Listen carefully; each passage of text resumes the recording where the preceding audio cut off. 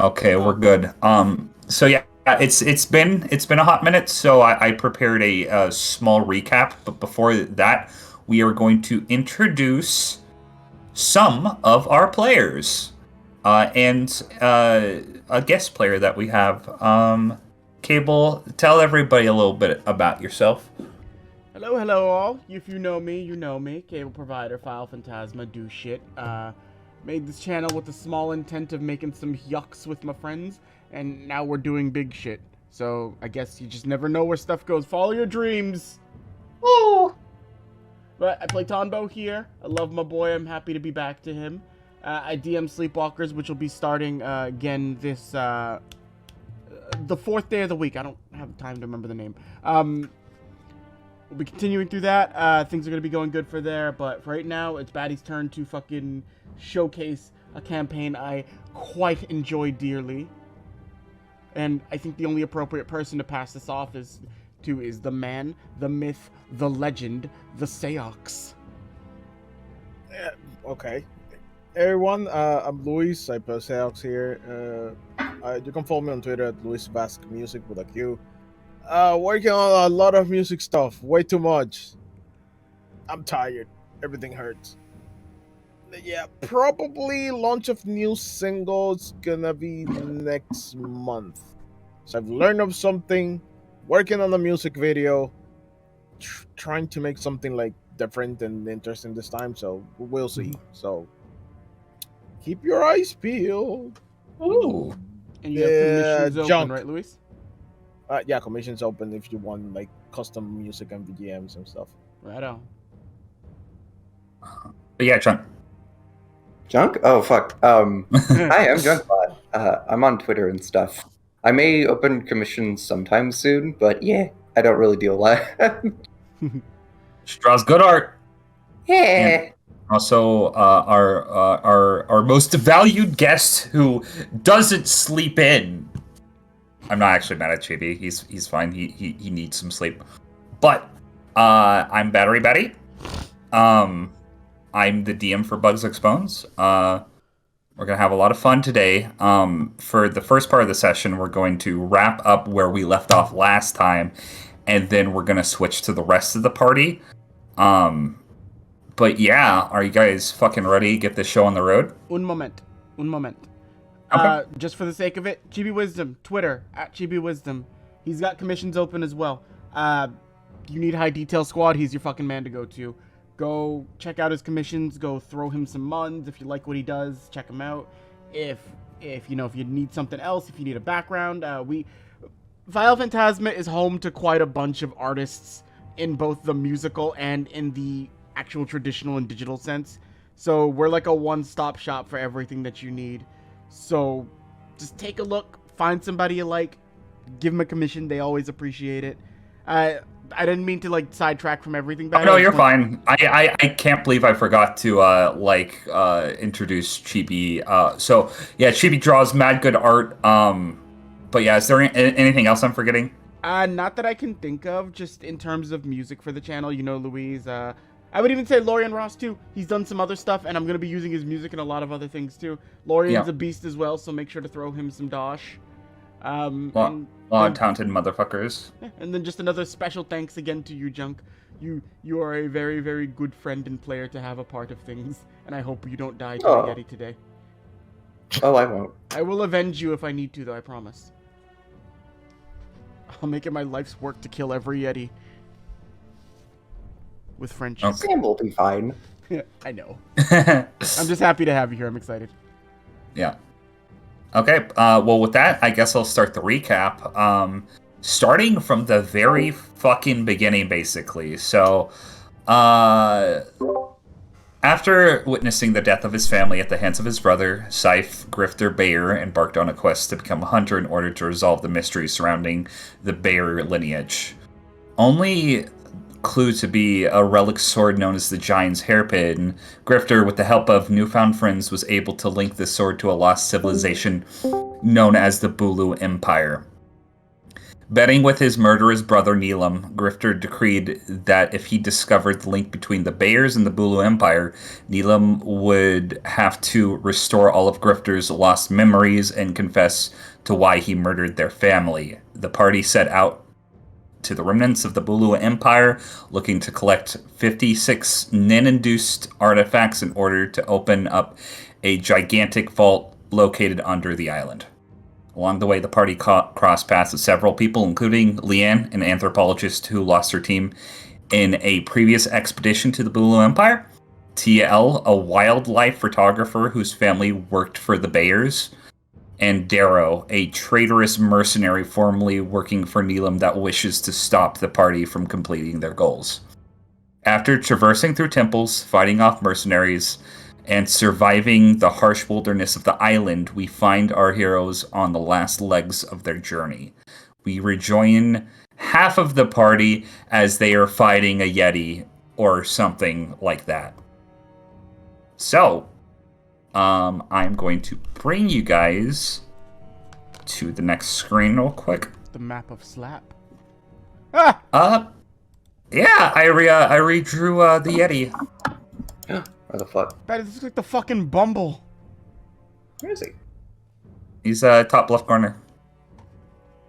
Oh, whoa, what the fuck? Yeah, it looks like the Bumble from fucking those old Rudolph cartoons. Oh, that motherfucker. Shit, Okay. I wish Chibi was here. He could Yukon Cornelius this shit. Also, it starts raining. So, picking back where we left off, you all discovered a secret base for all the survivors that have gone lost on Island D over the years. Unbeknownst to you, you have a second encounter with a large ape-like entity. Basically, that is too crazy right now. So this is a little different than what you would see with normal depictions of a Yeti. This is obviously much bigger. Think of the size of, like, a 6-story building, almost.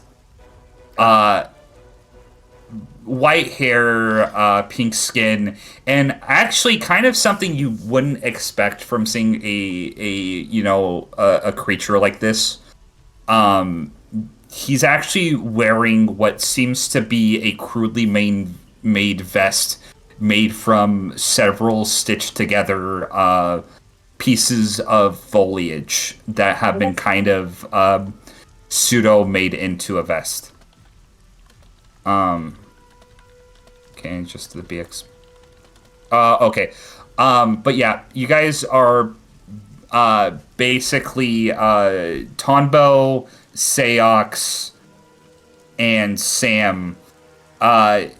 You guys are faced with a situation to where you're gonna have to stop this thing, as it seems like its rage knows no bounds. I want everybody to roll me initiative.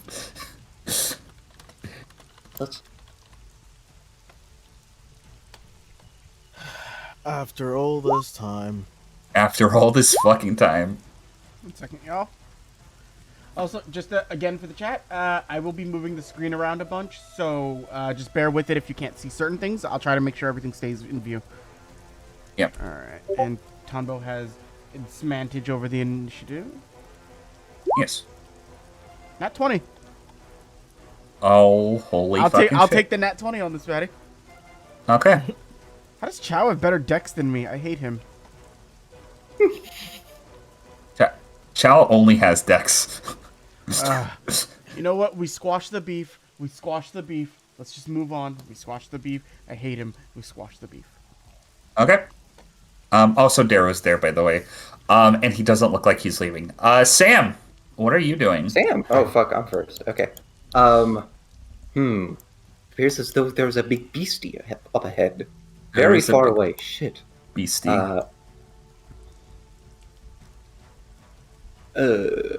That is good. I'm just gonna fucking dash, because it's 3 miles away from me. Okay. That's my turn. Sam starts to dash towards the giant entity.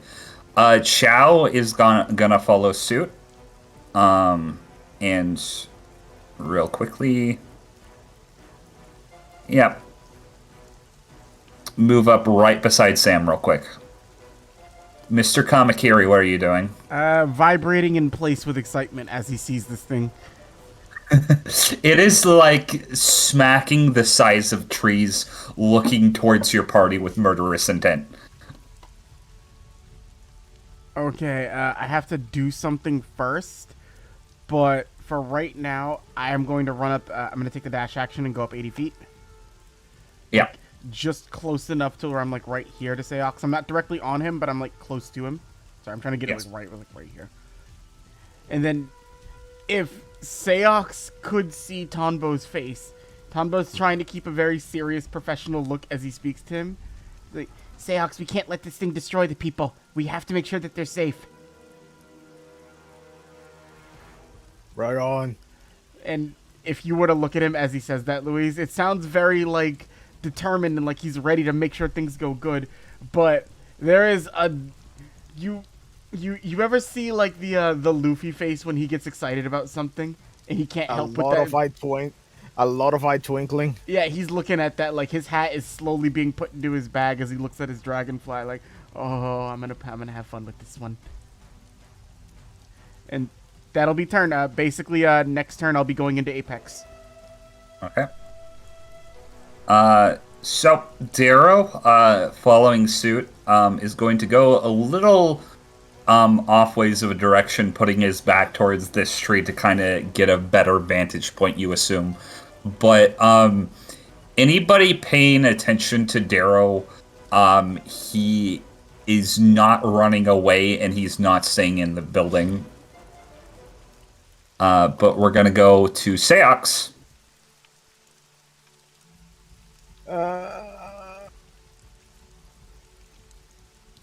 Do I even have the bonus action dash in this? I think I don't. I don't even remember what I can do. Anyways, let's just...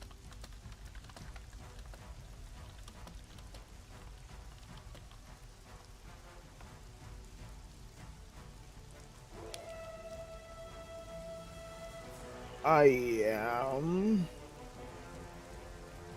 going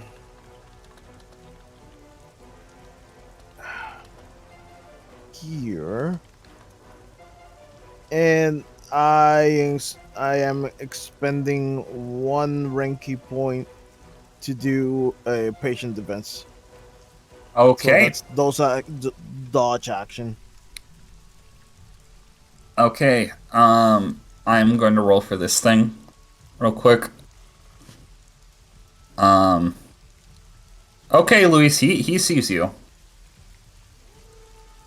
Seox is not looking aggressive. He doesn't even has the claws out. Yeah. But it's more like a defensive, preemptive thing to see what it does. Okay. Well, he is going to basically, you see the Yeti, though as you're running up, Seox, you can feel like the wind blowing and the water hitting your neck and sliding off your mask as this Yeti is going to start running this direction. And he is going to Oh. come up right on you, but he's gonna have a little time getting through the tree, so I'm gonna have to roll check for him. Can you sentinel him, Luis?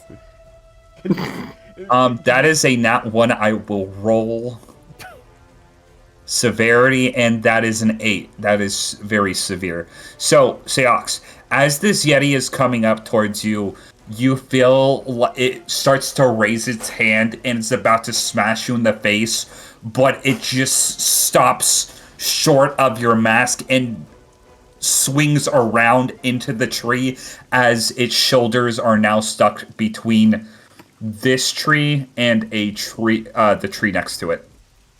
It cannot move right now. How murderous does it look?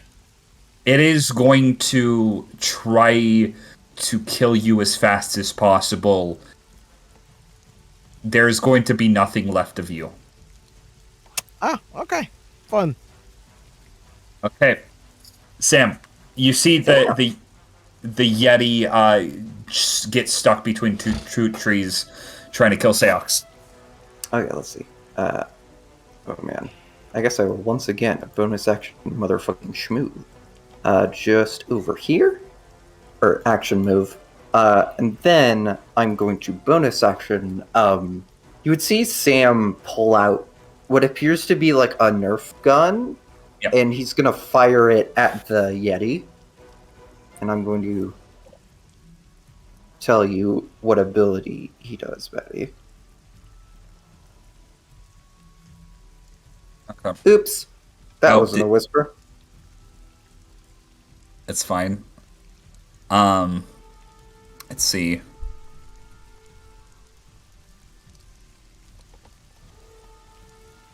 Okay.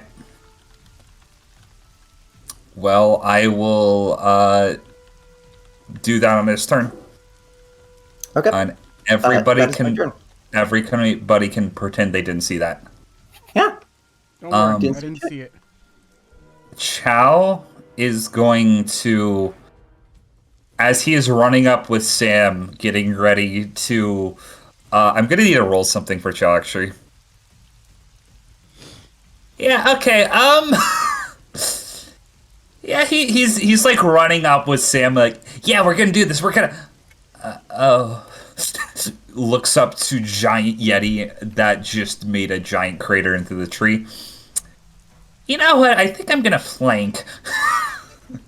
And you're gonna see Chow start to move up this way as he dashes behind Sam. Come now, Chow. Adventure ho! Are you sure we got this? Yes. It's kind of large and scary. But yeah, Tombo. Okay.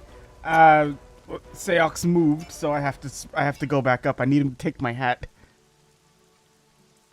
Wait, no, I'm putting it in my bag. That's okay. I didn't have my bag last time I tried this. Okay. So Batty, at this point, Tonbo would be in Apex at this state.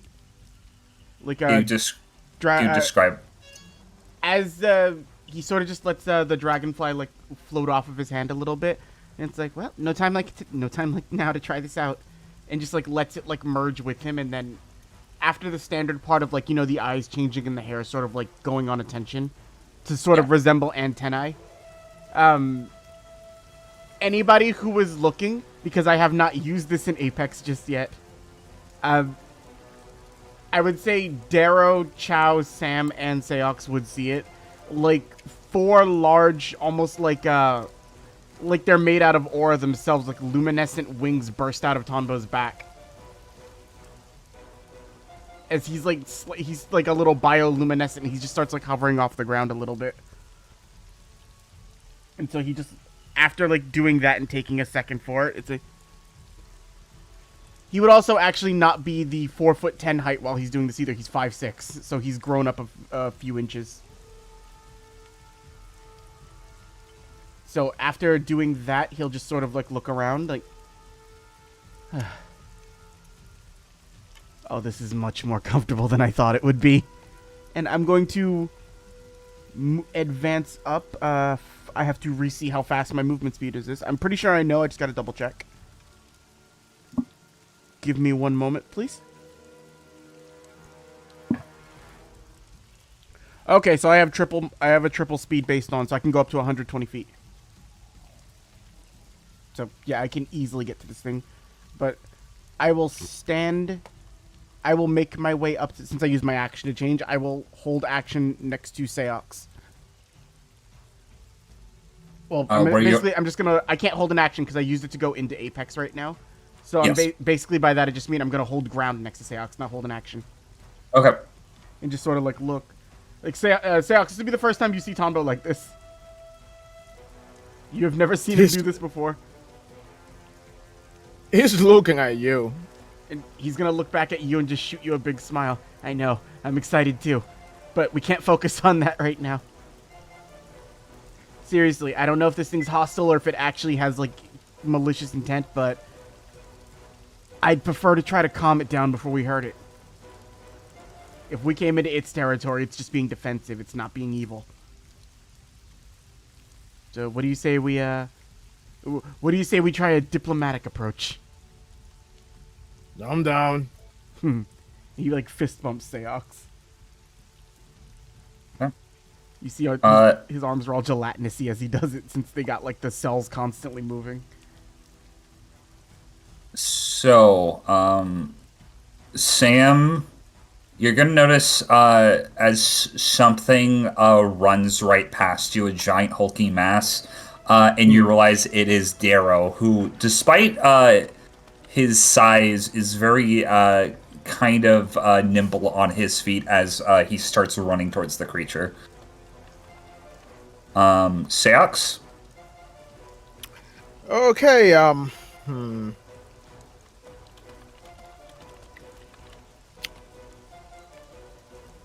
Selks is gonna go. How diplomatic you want this? It shouldn't have to die because it's scared. Mauling is okay, perfect. Wait, what? And then just let Seox run free. Selks is just gonna stand right there and do a very familiar pose to any anime fan. Oh, shit, here we go. Oh shit, he's cool. Gate of opening! And just you feel the sudden rush of Nen, and then it's like gate of healing! I'm gonna step, step over here. Seox, I have to roll a lot of things right now. Seox, you run up to this thrashing beast as it stares down upon you. So, first thing I need to do 2 con saves. Number 1, I pass. Number 2, I don't pass. So it's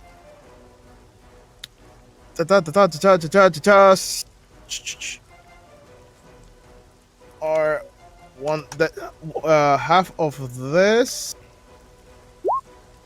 So 1, and then full of this. 1. Okay. So I take 2 points of damage there, and I'm on this guy's face. Okay. And that's everything I can do. So because I use my action, my bonus action, to open the 2 gates. So it needs to make a con save if it rolls an athletics check, right? Yes. Okay. Okay, so it tries to wiggle out of the trees that it has trapped itself between. Despite this creature's immense strength, you can tell by is in so much rage right now that it's embedding itself further in between the 2 trees, and its own strength is kind of working against it, almost kind of similar to like a reverse Chinese finger trap. But it rolled a 10. Is that like, does it need to, I forgot, for saves, if it rolls the DC like exactly, does it succeed or fail? It succeeds. I believe so. It would be the Okay. aggressor in that case, so it would be the one like attempting to succeed the check, so it would make it. Okay. So, Sam, you see that like its heart, like it starts clutching its heart for a second, but it is still going. It looks like it would have been worse off, but it's still up for the time being. And since it used its action to do that, the only thing it can do right now is I need to see who's in range for this. Okay. Um, I am gonna roll something. Um, does a 18 hit anybody? Not me. No. Well, Okay. technically hits me. Okay. So, Seox, you're gonna take. Hold on just a second. 7 points of piercing damage. As you see the hairs on this thing start to extend outward, and they start piercing through you.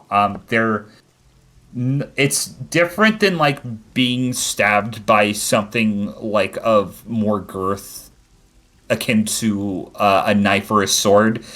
These needles are so thin that you almost don't feel it for a moment, but you see blood starts to rush from you, and you notice that the needle-like hairs that extended out from this creature's body kind of, some of them go back in, covering its flesh.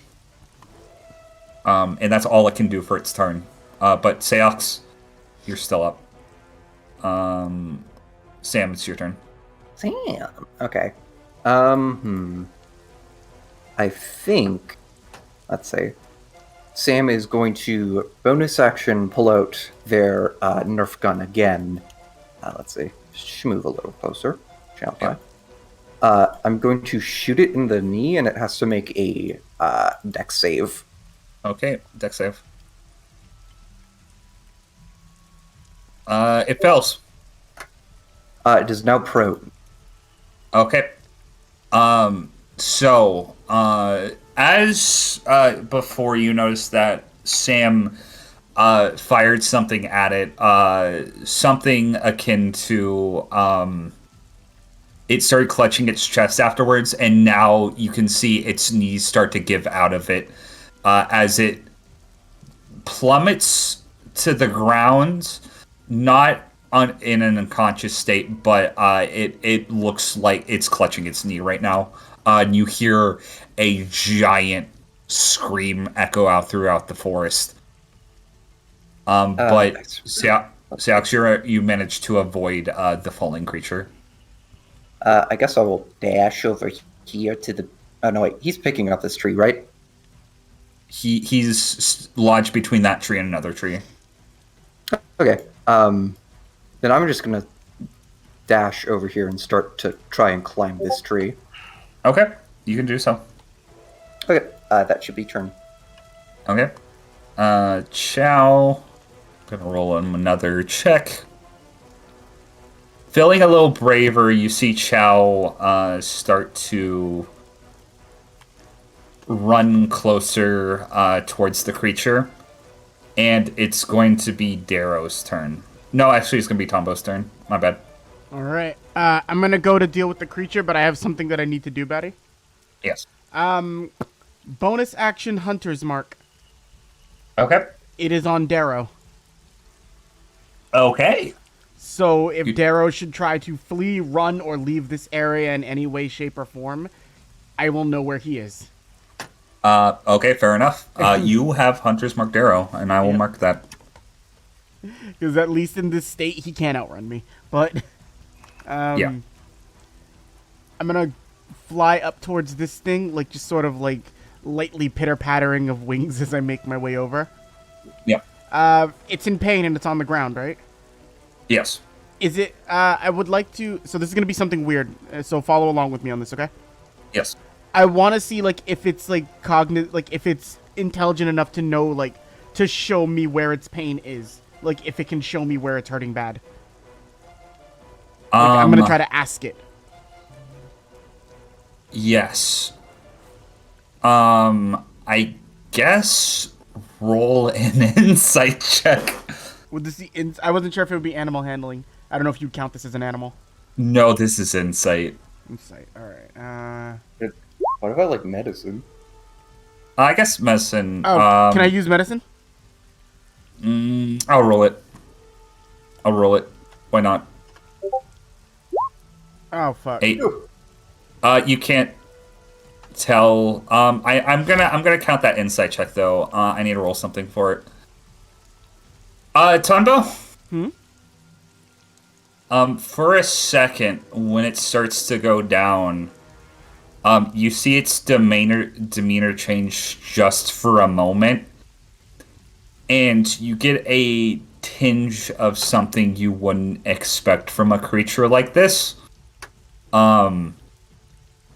A twinge of humanity, let's say.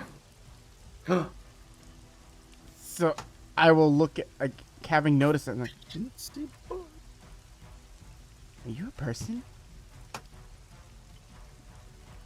And then I'll. Is there a place like am I at like eye level with it if it's on the ground? It is kind of like looking sideways as it's clutching its knee. It's prone right now, by the way. I would like make direct eye contact with it, Batty. Like intentionally making eye, like what you're not supposed to do with certain things in nature. And as if it's looking at me and it's aware, I would basically try to like. I would like instead of the wings being raised up, I would lower them down a little bit. They're still active, but they're lowered. Yep. And then I would audibly and very clearly say to like lower, like try to do as like least hostile motions as I possibly can, just to convey to it, and then say, I don't want to hurt you, and I don't really think you want to be doing something like this either. At least not completely. Roll a Do we need to persuasion check with disadvantage. Oh wow, I'm horrible at these. Nat 1. Okay. Roll a D100. No. Do it.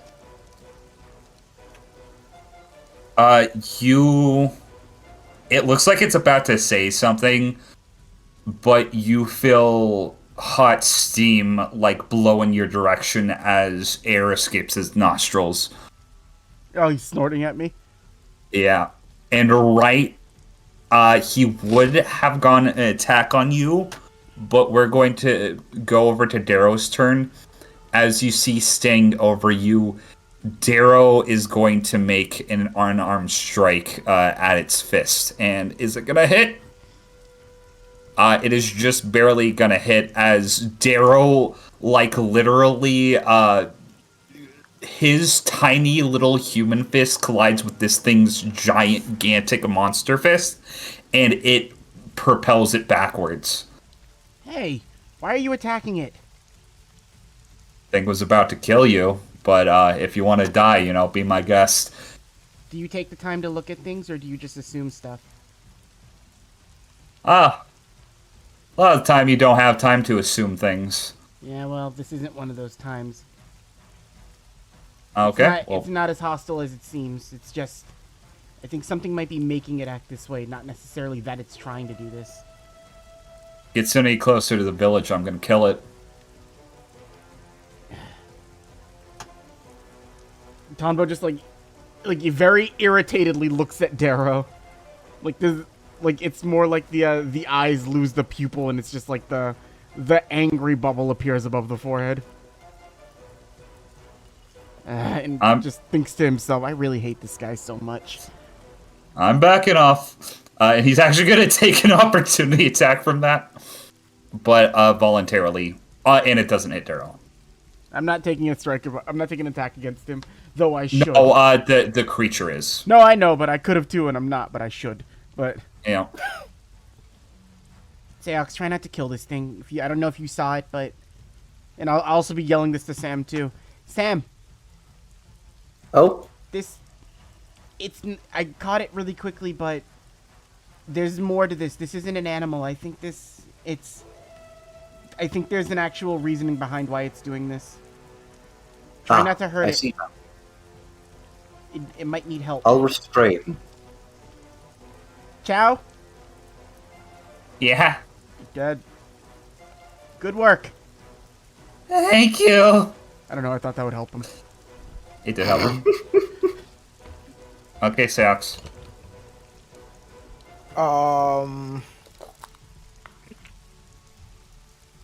I am.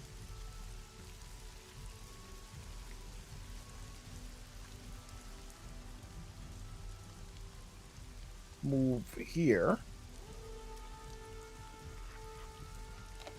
Batty, so I noticed that there's a revised version of the gates. Yeah. Whoops. Whoops. That's In fine. a way. I'll try to up a notch. It's been a while. Yeah, it's been a while. I don't have a name for this card.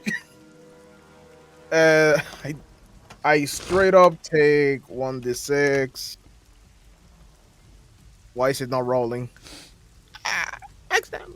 Okay, thank you. Roll 20. That's an interesting one, Louise. It looks like a 6.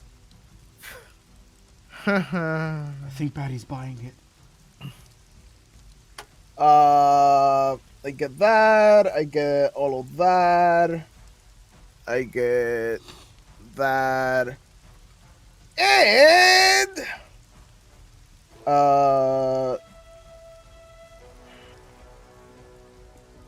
Batty, on my ability for the third gate doesn't say what it is. Is it a bonus action on an action? I'm gonna say you can roll it out. Because The we're clone rusty. one. Roll it as bonus action. Okay, I spend 4 Renki. 2, 3, 4. 6 ruins enlightenment. 2 clones appeared on each of my sides.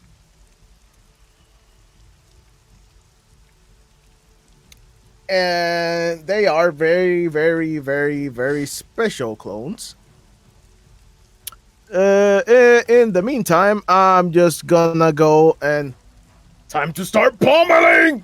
And how many attacks do I even have? It's been a while.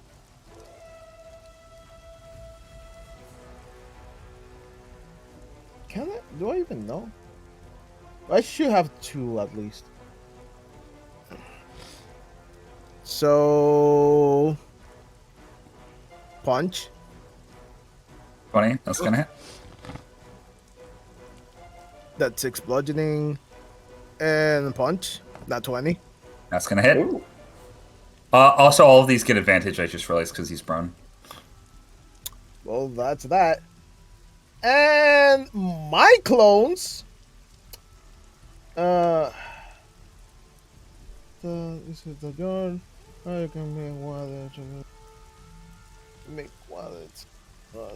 Should you make them? Thanks for doing. So they're each gonna have 1 punch too. And that's a 25. Yes. These are force, not bludgeoning. Yes. And 26. Okay, that also hits. And that's 7 more force damage. And that is my turn for now. Okay. How much damage is that total? 12, 18, plus 14, 32. Okay. So, Seox, you decide unleashing your gates to try to subdue this creature. You start unloading barrages of punches at this thing along with your clones. What specific area of the monster are you targeting? What's closer? What like he's on the floor, but I don't know which one he's facing. His head would probably be closer to Tombo, so you would probably be hitting his knee that he is clutching right now. I feel bad. We're Let's- hitting Sting. Let's go for the arm that is on my side.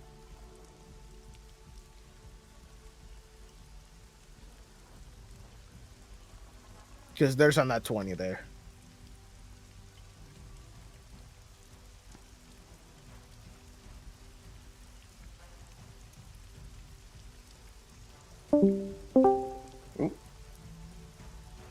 Mahalo. So yeah, you do so. And Darrow's just gonna make a comment. Wait, why can he punch it and I can't? Because he's not a murderer. Oh, that's a bold-faced lie. And it's going to be the Yeti's turn. It's going to stop trying to squeeze it out of the trees, considering that you're all right by it, and it's going to make 2 attacks at Seox, because Seox just attacked them. So the first attack is an 18. That's your AC, if I'm not mistaken. Yeah, but the clones are up. Are you going to sacrifice one of your clones? Don't we have something to see if it hits me or the clones? I don't remember. It's been a while. No, there's does it work nothing like- saying that. So I Is it guess supposed to work like mirror image? I don't remember. It's fine, Luis. If you don't see anything in the rolls about it, do you? no. Then we're just gonna count this. But we'll go over this next time. I'll refine your sheets as I stuff will, goes on. however, like to I guess use we can the go action with- to activate ability. Okay. I will. I guess let's see. Hold on, one at a time, everybody. Yeah, hold on, Luis. It has to make a DC 13 con save. DC 13 con save.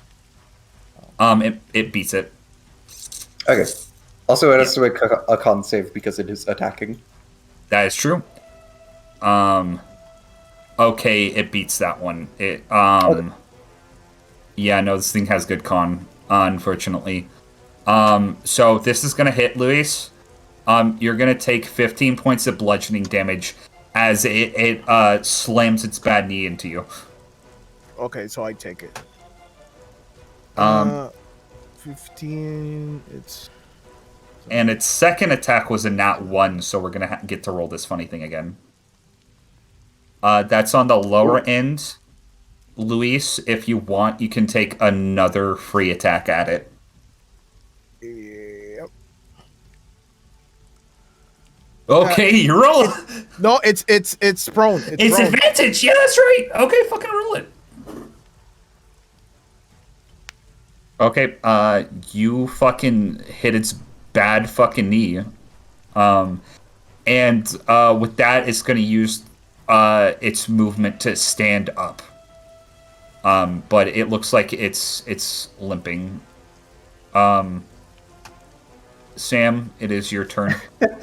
Sam is just sort of standing there, I assume, on like a branch of the tree, and is like, Tanbo, how do you calm down an ape? Don't treat it like an ape. How would you calm down somebody else? We are sorry! He yells out. You want to roll a persuasion check? Yeah. You don't have to roll this one for disadvantage because of something it heard earlier. Okay. Oh. That's good. It's getting ready to stomp Tonbo, like squish his fucking tiny ass Tonbo face into the ground. Sorry, by the way, I'm the DM, I can say that. And he stops like momentarily, and at this point, he dislodges himself from the trees, and you know, like when, like after a child like is crying for a while, but like they stop and they're just huffing and puffing and just standing there with their arms at their sides. Mm-hmm. And he's just so enraged, and you see like his chest going up and down as he's staring down at you.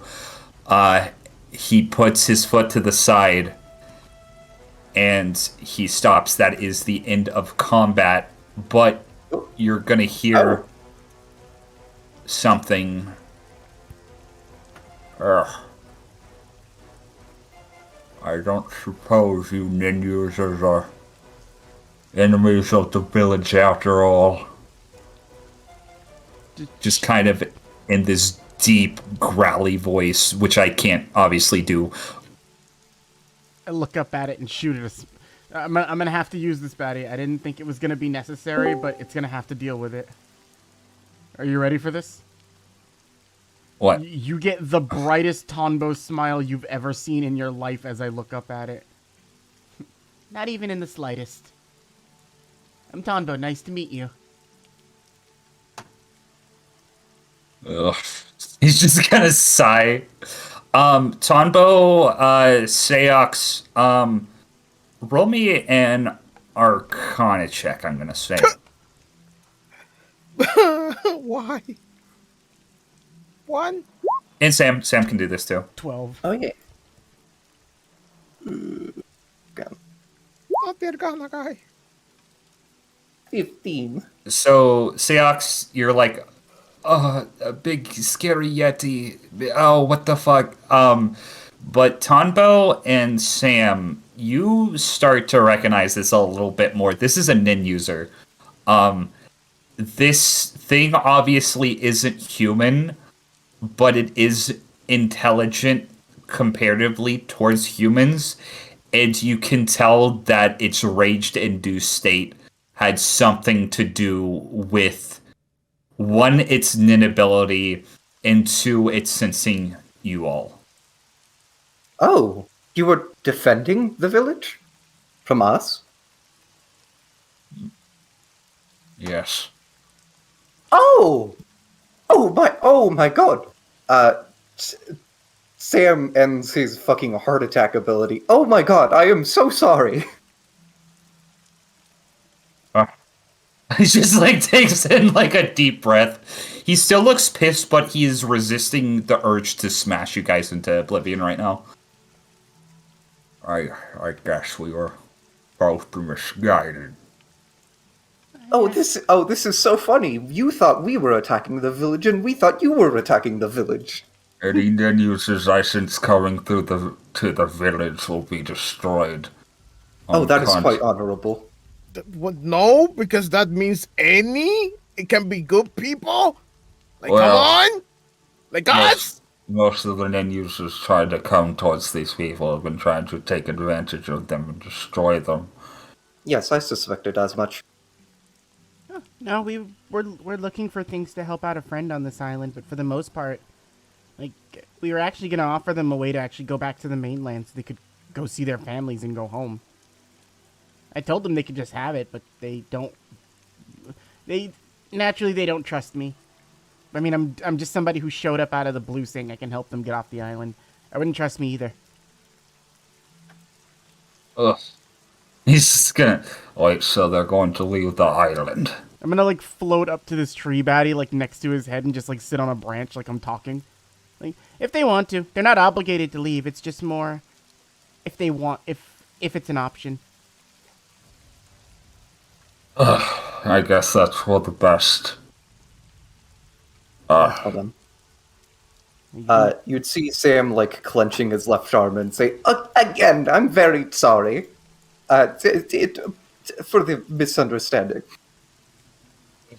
He hasn't dropped his angry expression at all, but you see whatever, like, fucking thing that was affecting him earlier has subsided somewhat, and he's like, it's perfectly fine.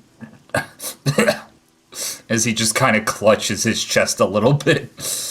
Hold on. I'm gonna dig through my bag and just pull out, like, 10 rations, like, in a massive pile. To show there's no hard feelings, would you like some of this? It's not the best, but I could make something better if I had time. Thank you, but I don't eat crumbs.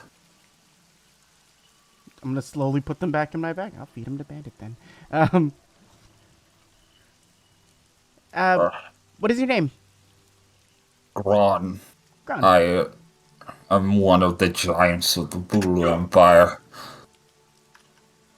Or the last remaining one, rather. There was stories about you guys. Ugh. You, the dog ears. Oh, me? You're going to return these people safely to where they came from, right? Oh, yes. See as you do so. Yes, yes.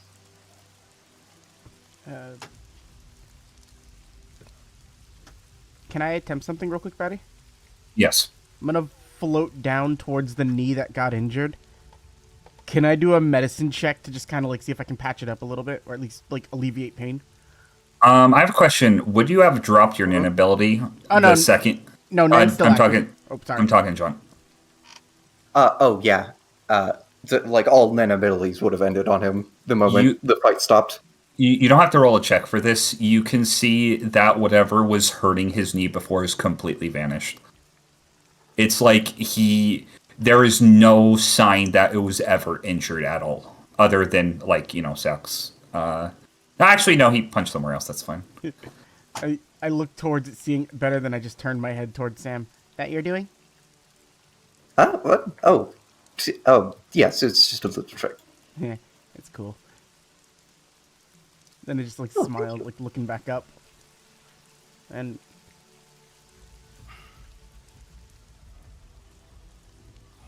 I don't know if anybody else has something that they want to do in this situation. What's Sayax doing? He's just like, the gates are still on. He's just looking and making sure everything. He just kind of like glares at you from the side of his eye, and he's just like staring down at you. Steve, he's not trying anything, but this is somebody who went through like a very, very like drastic emotional ordeal, partially of his own volition, and he is actively trying to calm himself down. Well, if I notice that, then I'll turn off the gates and the clones just poof.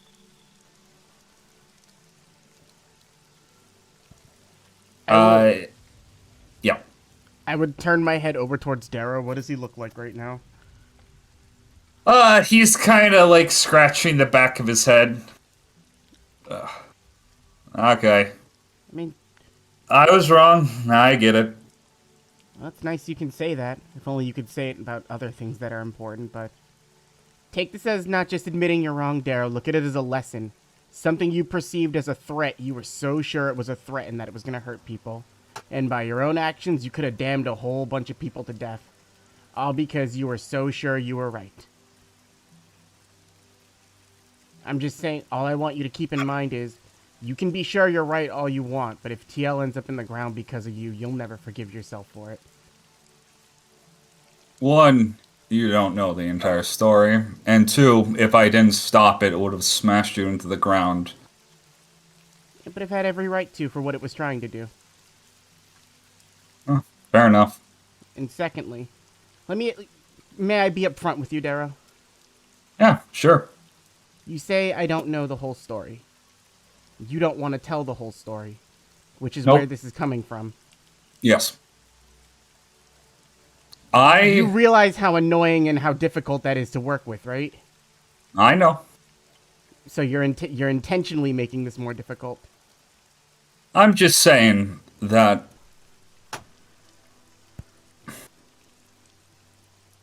if I tell you any more, it might make things harder for TL. And I'm gonna be frank with you. I don't trust you enough to bet my nephew's life on it. I don't trust you enough to bet anything on you. But here's the thing. I don't trust you enough to bet TL on it. I don't care what happens to you. TL is somebody who's already shown he's worth protecting. TL made the choice to be friends with us, and TL made the choice to do these things. It's sad you can't trust his decisions for himself. He's his own person, and the fact that you don't respect his decisions,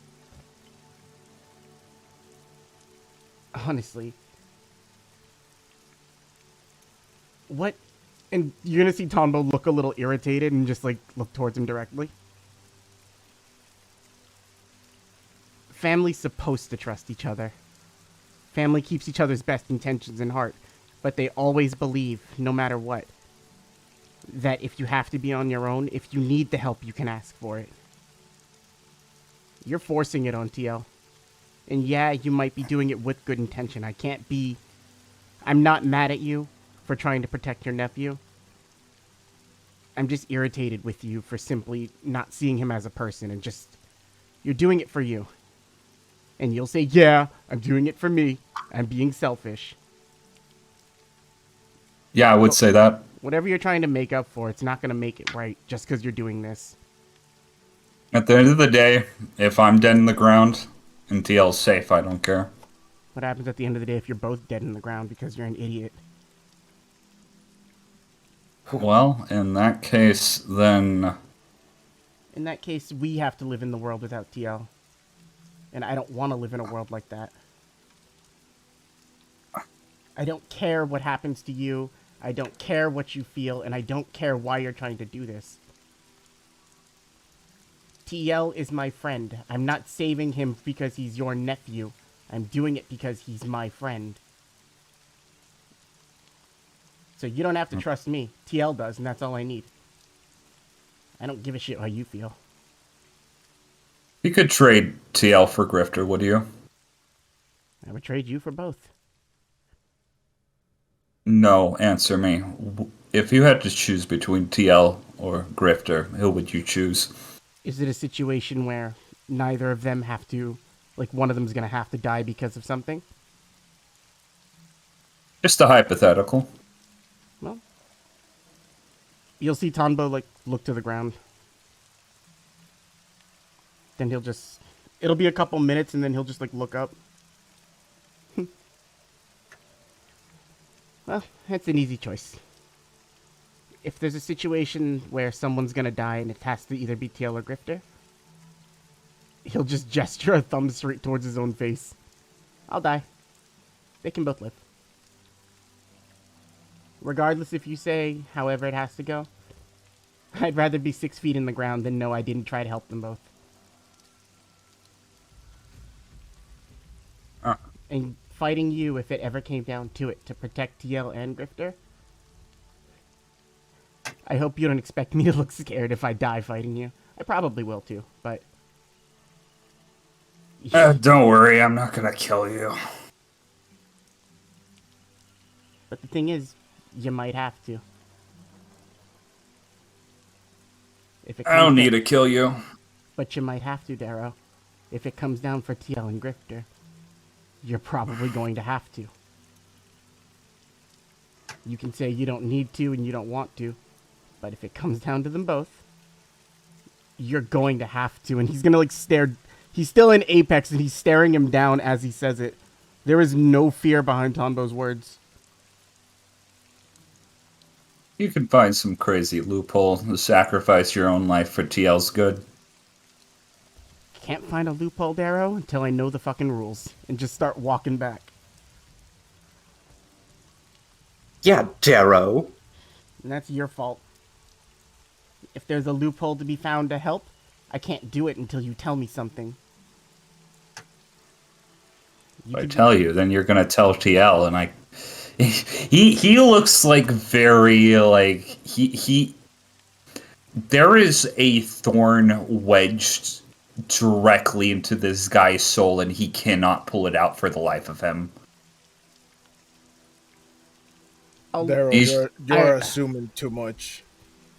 I will look towards somebody, drop Apex, and hold out my hand. Darrow Bingle, if you allow us to try to find a way to help without people needing to die for this, I swear on the people that mean the most to me. I swear on Mitsu and Kurogi Kamakiri. I will not say a word of this to TL.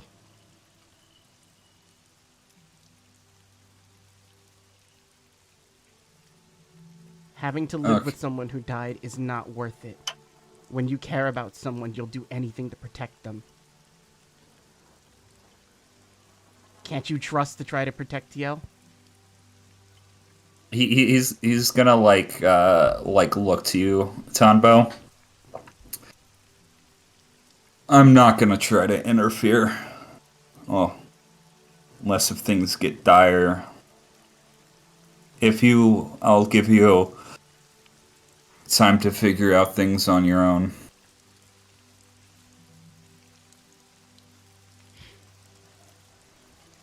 Just lowers the hand down and like looks at it.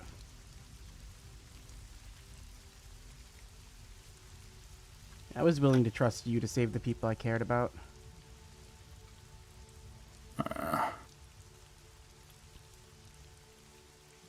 This just shows me the kind of man you are. You...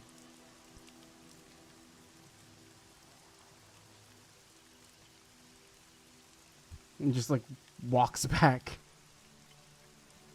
Hey, Mask Man. Yep. Luis, I'm gonna give you an option. Okay.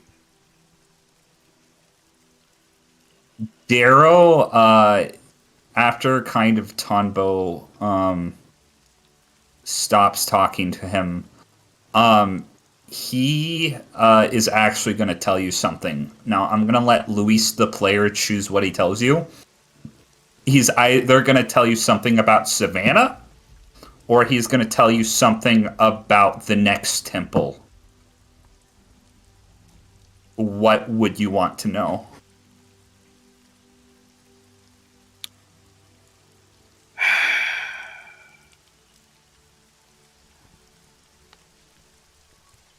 Savannah. Okay. He's just gonna walk up to you, Seox.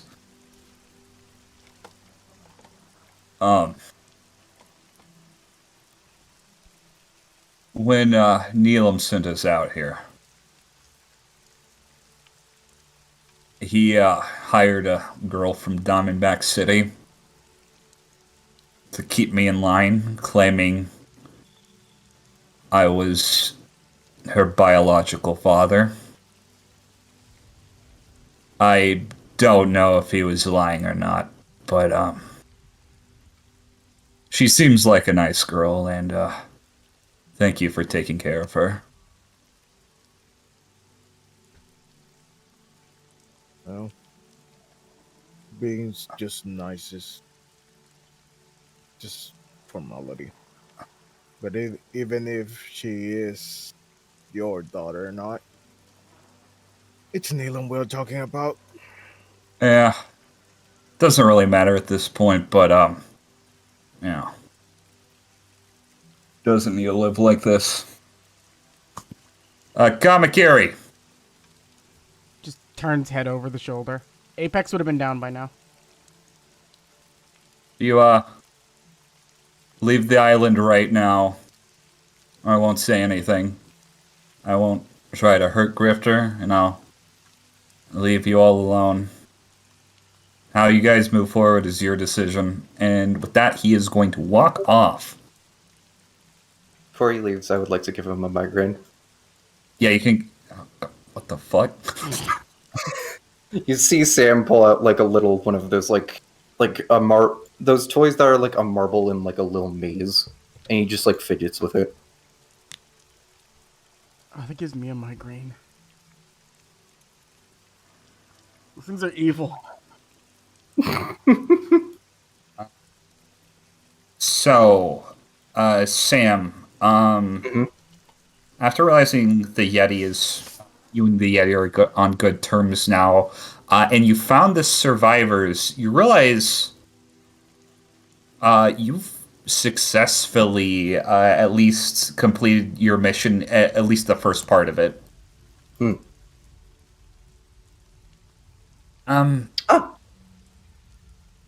It seems as though our mission is complete. Wait, really? Yes, we can just leave now. Don't we need to bring all the people back? Well, yes, that too.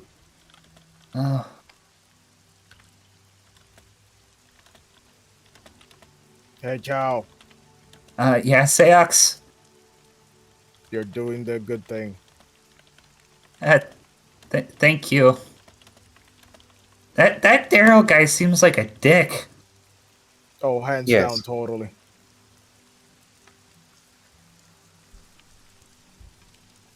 Tombo looks irritated, but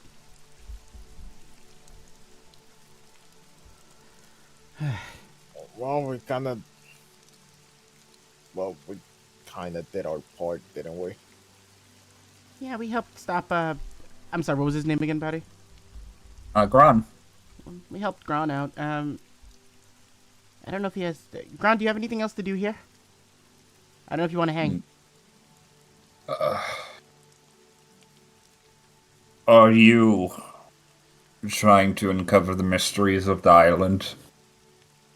A friend of ours has been dragged into some stuff here that, unfortunately, we'd like to put this to an end once and for all. Oh, okay. Sam, you promised me you'll get these people to safety. Yes, of course. Okay. Well, I guess I have no more business here.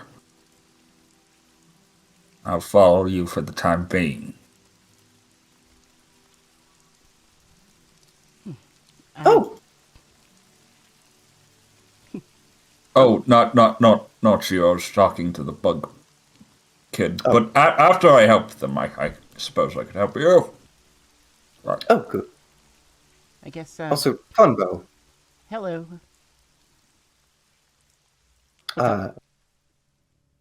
Although I'm still wary of your companions, you are a good soul, and if you trust them, I trust them.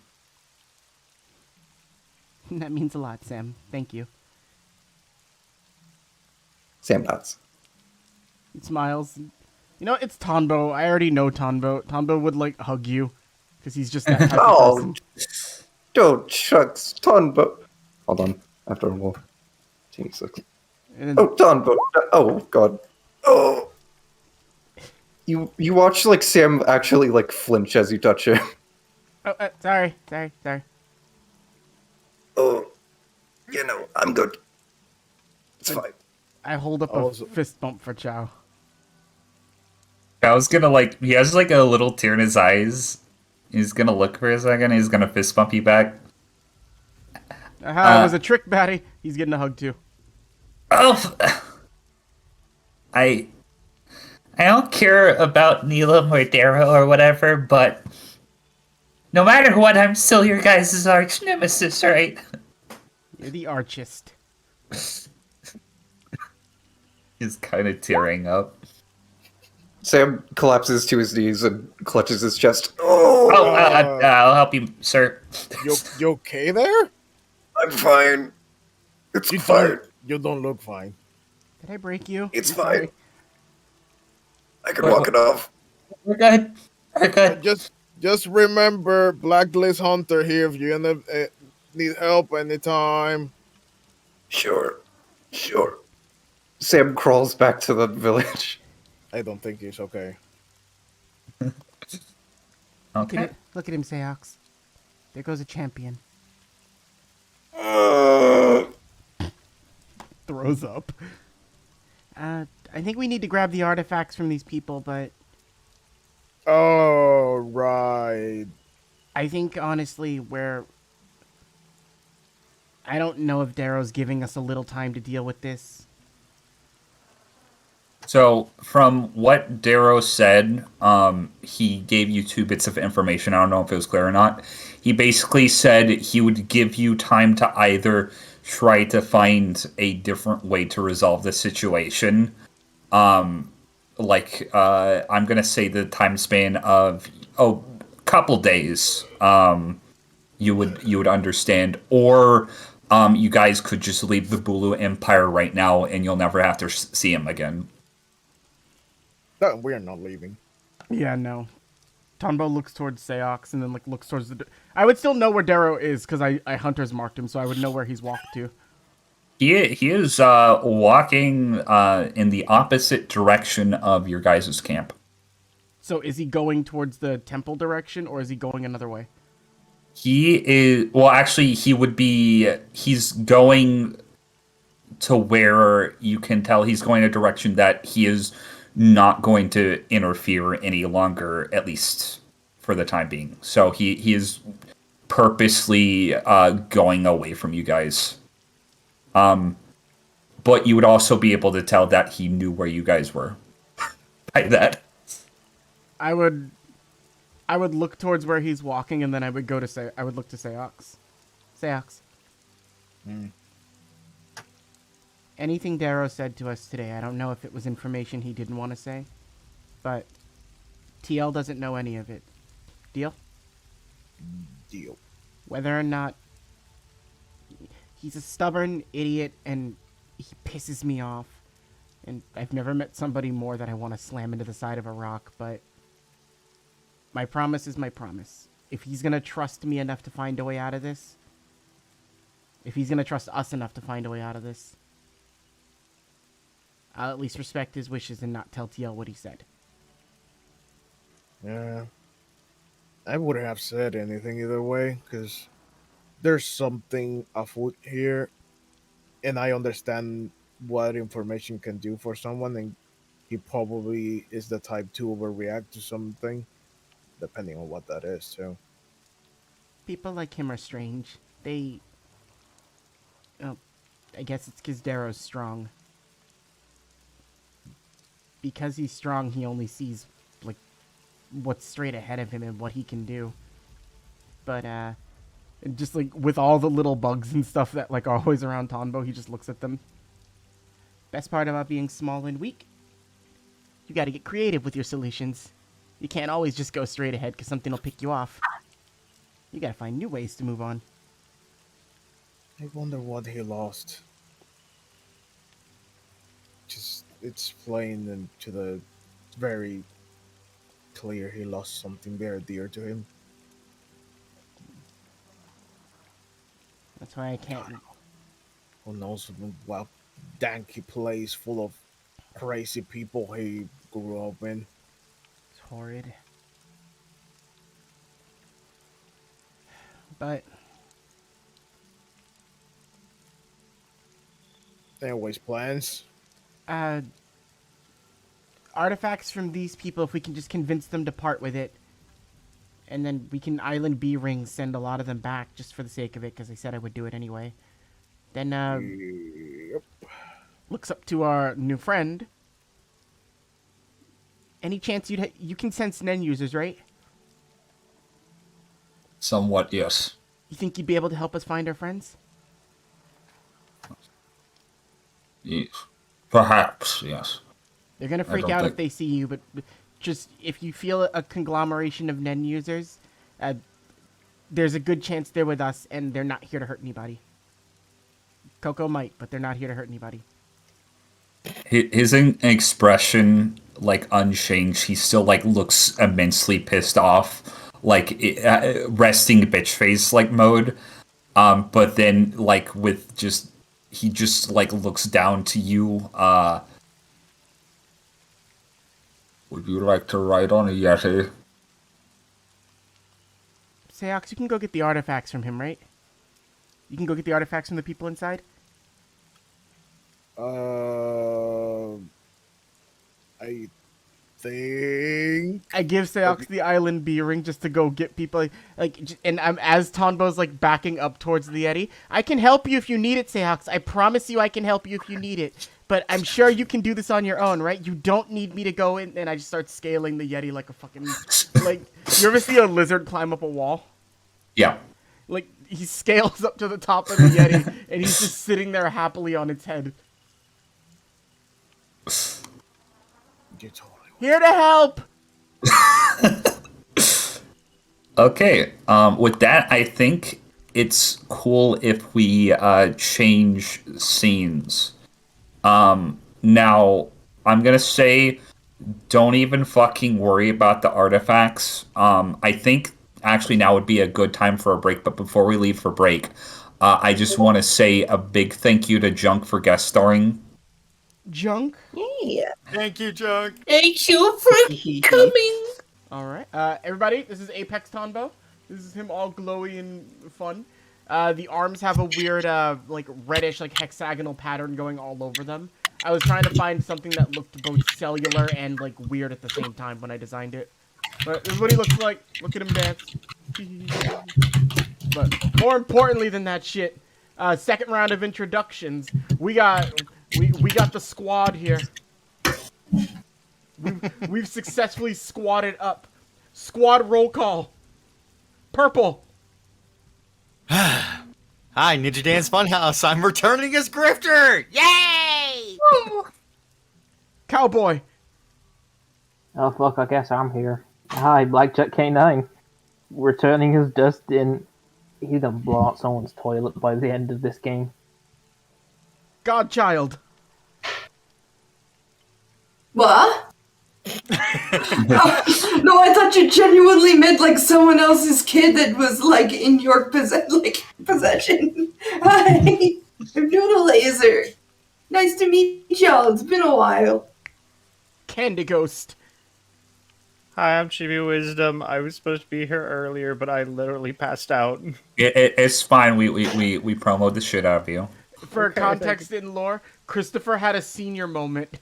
He was just sitting in his chair sleeping. Okay. I mean, I wouldn't be surprised. Frozen peas. And then he woke up 5 minutes later like, where am I? Where's my wife? Oh, that's right, I'm dead. What the fuck's a frozen pea?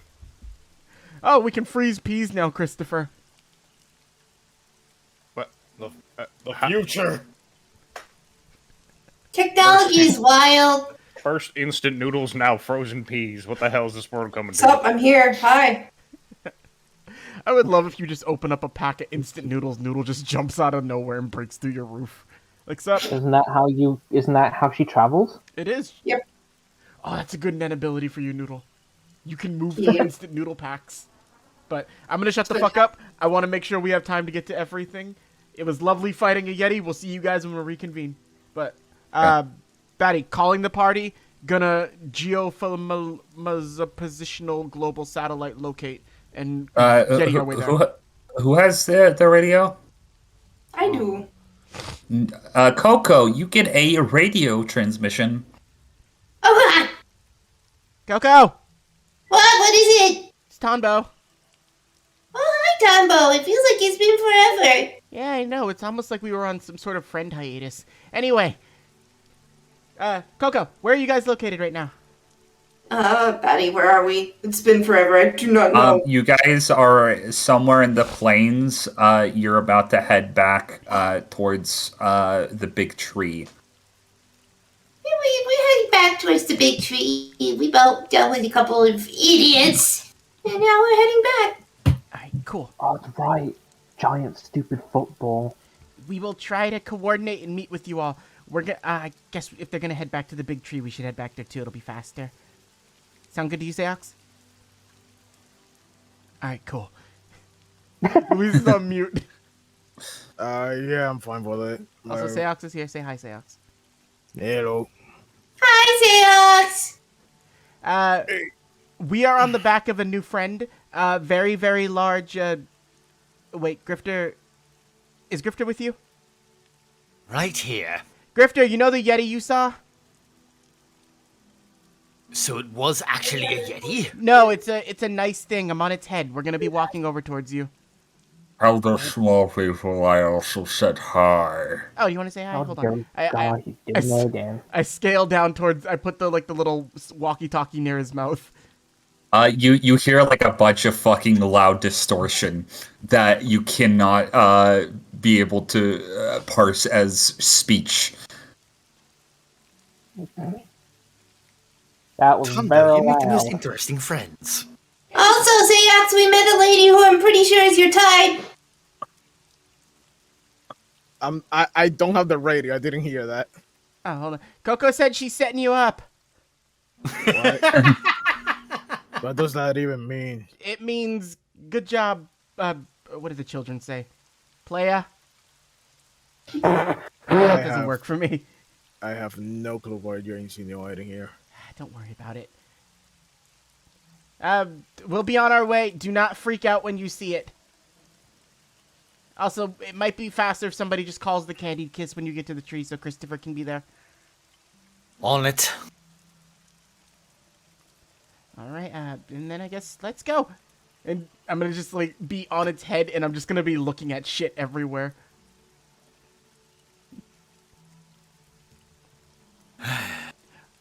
I'll relay the rest of the info later. Worry about.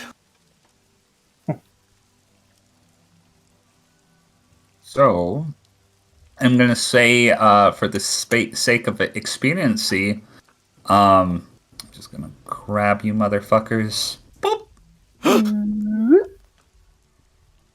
Boop. Wait, that's not how you do that. I'm gonna have to do it individually. Boop, boop, boop, boop. And they are off the island now. So, the party reconvenes at the big tree. Everybody's there, including all the NPCs. Victoria, Leanne, CL, Meadow, Diego, and the clown posse, even though they're magicians, only some of them are clowns. And Bisky Kruger herself. Holding down my gun after seeing the fucking clowns again. You love them, you know it. Hate them. I love. I'll shoot you too. I apologize for the sneezes, everybody. That's fine. Tombo has hay fever. You know that would kill him if he couldn't be in nature? But yeah, so as you guys make it to the big tree, you see a giant kaiju-sized Yeti that Tonbo and Seox are just casually riding on. Oh my. I'm asking him Wait a questions minute. the whole way. Hold on. Is this one of the giants of the mural? Oh, you've met. We saw what was left behind in the temples. His name's Gron. He's cool. I am the last of the voodoo giants. Coco's actually looking up at him with big sparkly eyes, like, this is the coolest thing I've seen! Pleasure to meet you, Grom. Would you also wish to ride on me? No thanks. Coco's already up. I mean, maybe, but mostly she's already climbing his shins. I mean, mostly I just want to talk with you. You're such a rarity in this day and age. I appreciate how you appreciate me. Well, I appreciate how you appreciate me appreciating you. There are a few questions. Wouldn't mind us asking. I can answer any questions you have, for I serve no more purpose on this island. That's horribly depressing. Regarding the murals we found, at one point were you considered gods on this island? Everybody needs to sit down as I recount you the tale of my people. Oh, here we fucking go. Backstory time. Coco's head snaps back to fucking Grifter as he says that. Alternatively... Go on. Oh no, I was telling Nerd, I'm like, I think you'd appreciate this information. Yeah. Alternatively, I can walk you to whatever destination you need to go next and tell you. Well, we do need to go to the temple to the north. Also, it's important for you all to know this. But rather, not you all. I would, like, pull Grifter to the side real quick. Grifter. Yes. We don't have a lot of time to figure out an alternative solution to what Darrow has planned for you.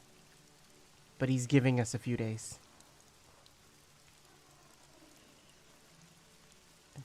I might have indirectly reached a compromise with him. So whatever we do, this is our last chance at diplomacy. Well, if we have everything we need and we get the last temple, I don't believe be on this island.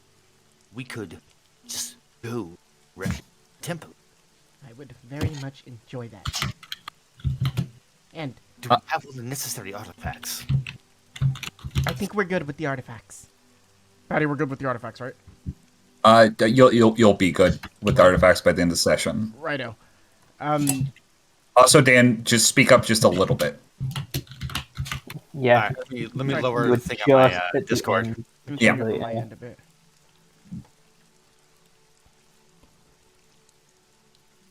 Final thing before we go to Grifter. I have information regarding Darrow. You're gonna have to trust me. Just I don't want this to come up and you think I'm holding something back, but I can't tell you. I trust you. You know that. So if it becomes known I have information, know that I know stuff. I imagine there's a lot of secrets that man is keeping. He's showing me enough trust by giving us a couple days. And then I'm least I guessing can my do. life is forfeit afterwards. I mean, not if I have anything to say about it, but just I don't think he wants you to die. I think he just doesn't want something to happen to TL. I don't intend anything to happen to TL. Neither does he, unfortunately. In fact, I don't even know if TL is aware, but I owe him a great deal of an apology. Memories have resurfaced. I'm partially responsible for something that may have happened to his mother. Too often we don't get a chance to say sorry to people. You should take it while you still have the time to. I intend to. Now, I think we're good to go now. If you'll excuse me. Lizard climb back up to the Yeti to where he was before. Noodle, the Yeti has Coco in his palms, and he's like just barely like pushing them up, so she flies in the air for a little bit and then falls back down like a amusement park ride. This is the coolest! Do you wish to go higher? Yeah! Just pops you up into the air and catches you again. Patty, Dumpling's okay, right? She's with us. Yeah, dumplings. Okay, everybody's here. All Smash characters confirmed. Bassy too. Yeah. Wait, where's Savannah? Savannah is with you guys. She's not saying anything. She did not hear what you were talking about with Darrow, though, Tonbo. All right. Or Seox, rather. No, no. Just, I mean, we could learn what's going on and make our way to the temple. I don't think we should have problems moving forward. Let's hope so. So, is the entire party going, or are we still splitting people, from here and there? If I take you up the mountain, I can only carry a certain number of individuals. I have a giant snake! Coco, it'll freeze! Oh yeah, I forgot about that. Don't worry. Meadow's gonna, actually, she could just fly up to you, because you know what? She can. She's just gonna fly up on the shoulder of this of Gron, and she's gonna look to you. Don't worry, Coco. I can take care of any animals you wish to keep safe. Oh, I mean, I was probably gonna set it free soon, because, we can't take it with us. Why not? Because it's required for the, But I like it. ecosystem here. I like it too, but it's gotta stay where it's supposed to be. I looked towards it. I haven't gotten to spend time with Bassie because she was your snake, but I still liked it. The balance of nature, Tombo. The balance of nature. I need to learn to replicate more things so I can take the other ones. Huh. Learn to replicate more things. Thoughts for later. on Yeti head. I'm doing like the little girl from My Neighbor Totoro lay down on his head. Gertrude will actually has made his way up to Diego and the magicians. Oh, hello there, Grifter. Well, I'm afraid we'll be parting ways again. Is any signs of Moxie anywhere? Unfortunately, no. Oh, well, you guys are heading in a new direction, I take it. Yes, we'll be heading towards the final temple that we need to locate. If And you see... our new friend here apparently very much knows the way. Oh, yes, the big, scary, Grom. Gron, yes. If you find Moxie, can you tell her to return here? I haven't had a shower in weeks, okay? I'm going a little crazy. Anito keeps humming the same annoying song over and over. I think he's lost his mind. And Bingo keeps staring at me every time I eat. I don't know why. I think he's... Oh! Bingo has returned! Yes, Bingo has returned. Please. And he's like going on his knees and he's just like holding you by the ankles. Find Moxie. We very much wish to get off of this island. Believe me, I very much would like to find Moxie as well. I owe you all a great debt. Yes. Us too. Thank you very much, Mr. Grifter. Tell you what. You all get out of here safe and sound. Look us up. Actually, and he's going to pull something seemingly out of thin air as you see 10 front stage tickets appear like right behind your ear, Grifter. For when we are performing again and not doing really stupid mercenary work. He's just gonna sigh. Grifter will happily take those. Of course. It's been an interesting experience. Really has. Still could go for a shower, but you know. Live and you learn. Your radio goes off. Did you invite them to the wedding? Right. It is happening. You're invited to my wedding, which will be happening in... Well, hopefully when we get home. Wait, you want to hire us as performers? No, dear God, no. No! Oh, I am so excited. Oh, we haven't had an actual gig in years. Oh, okay. He's gonna start shaking your head. Thank you very much. We'll throw the best damn show this side of where are you guys having your wedding party? Jolly Harbor. Jolly Harbor. I don't know where that is, but I will find out. You'll recognize. Well, just writing down the address. It's a rather large mansion on a compound. Very nice. Beachside, you can see the ocean. Oh, Watch I out can for finally asshole take a dolphins. vacation. Oh, actually, you actually could. There's plenty of room. Well, hope you don't die. He's gonna... Dustin will very much enjoy the company, right, Dustin? Go fuck yourself. I'm hugging Dustin. Come on, Dustin, Come on, Dustin. He's gonna throw his arm around you. I feel like we've become closer. Almost like a big old family. You've done so much for my little traveling folk of Audible John entertainment. Hammer noise being cocked back. And I'm walking the other direction. Also gonna- You gotta be nice. Also gonna offer another handshake over to Mimsy. We find Mimsy- Moxie. We'll definitely be sure to send her over here. Mimsy's gonna shake your hand, shake your other hand, take your hand away, shake the one hand with both of her hands, and you're gonna feel an invisible hand shake your other hand.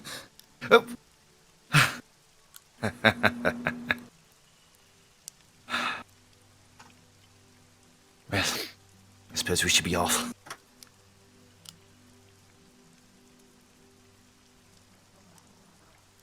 Okay. Is there anything anybody else is doing while they're at base camp?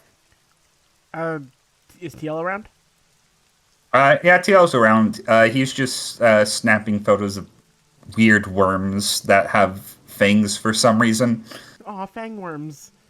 Fangworms. Wait, fangworms? How big are Yeah, they? they're Hangworms! They're about the size of normal worms, but they have mouths that retract and have like a bunch of fangs on them. I scale down Grom like a lizard again. Pardon me real quick. TL, what are those? I don't know.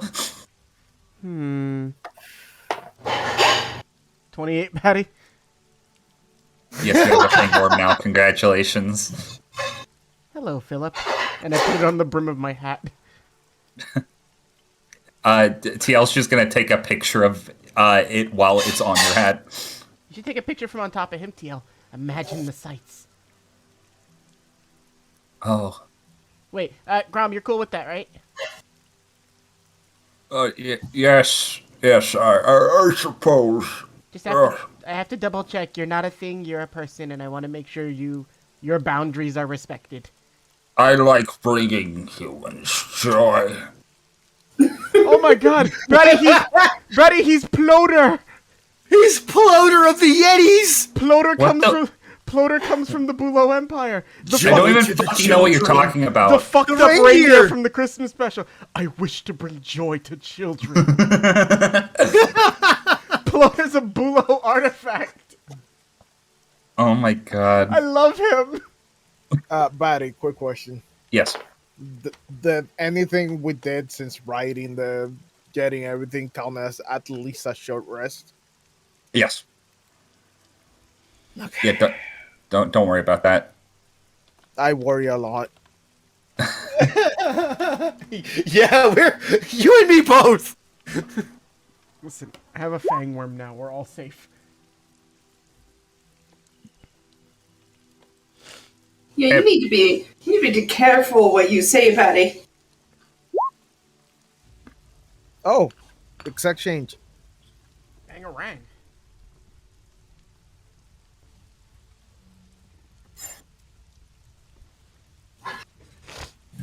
Okay. So, what is Dustin, what are you doing? Cleaning my guns. Because I need to. Because it's been a while. Okay.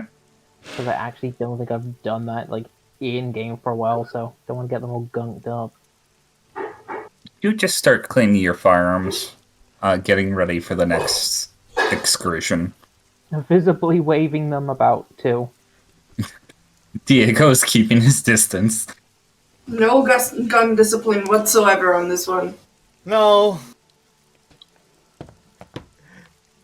He's funny, though. Hey, do you think this looks clean enough? Just points it at everyone. It's the same man who brandished 3 guns on Bunko. We need to have a stupid moment, Jack. Hold on, Dustin. I'll check if it's clean. I got pretty good eyes. Just point the barrel directly here. Alright. It just puts it right up to his face. Alright. It looks cool, but I think the safety's blocking a part of it. Can you pull it back? Alright, hold on. Alright, looks Go, good. like, Looks good. There's a limit to how much I can teach. Alright, now let's make sure that trigger's working. And then I just pull my... Like, I'm off to the side of your gun, but I'm very close to it. I don't have it loaded, even though I'm not that stupid, and I don't want to waste ammo. I know, I was just having a moment with you. I miss Dustin. Alright, get on the Yeti, folks. Time to put your shoes on. We're going to Grandma's. Oh, Coco! You see Bisky twirling about. What is it you want, Bisquick? I have something to tell you. I got a note for you. What? I received a note addressed to Kokomoto. That can't be good. She's just like spinning and twirling about. Coco, do you hop down from the Yeti? Yes. You're spinning around. It's freaking me out. Stop it. Oh, sorry, I'm very whimsical today for no reason, but here you go. Trusty! Coco, Right. do you open the letter? What does letter say? You open the letter. The signature at the bottom you instantly recognize. It says CM. Oh no. And it says, I hope you're enjoying yourself. You have 5 months. Oh! I really hope it's Charles Manson and not who I think it is. I really hope it's Charles Manson and not who I think it is. No, you recognize that signature. That's your mom's fucking signature. Fuck! No! She knows I'm not in school. Everything okay down there? Trouble. I know I should have bribed the bodyguards better. Oh, great. More family business. It's always family business. You don't understand. This isn't family business. This is problems. Yeah. So is all of our family business. We have seen that with our family. We don't. How come none of us have any of that nice sort of family that just like barbecues on the weekends? You could say she barbecues on the weekends, but not in the usual way. I used to go camping. Does that count? Tombo said, not me. I love my dad. We go fishing. My pappy was a farmer. How do you remember that? I have no idea. There are Now it's gone. There are periodic gaps in my memory that occasionally get filled and then removed again. Wait, Coco, but wait. The question would be like, what's the bad thing about your family? I put it to you this way, Seance. You come from a clan of, murderous types, right? Well, what if you could mix all of that murder into one person? Oh I dear mean, God. depends, because the kill count on my family is kind of big. The kill count on my mother is probably bigger. I have my doubts, but sure. She's a dictator of a small nation. I think she has you beat there. Of course. Well, maybe not. That's difficult because my family has spawned for generations, and My family has also been part of this country for generations. okay, never mind. This is a weird flex.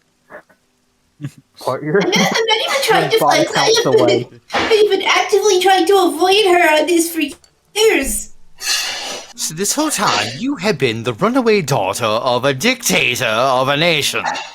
Yes.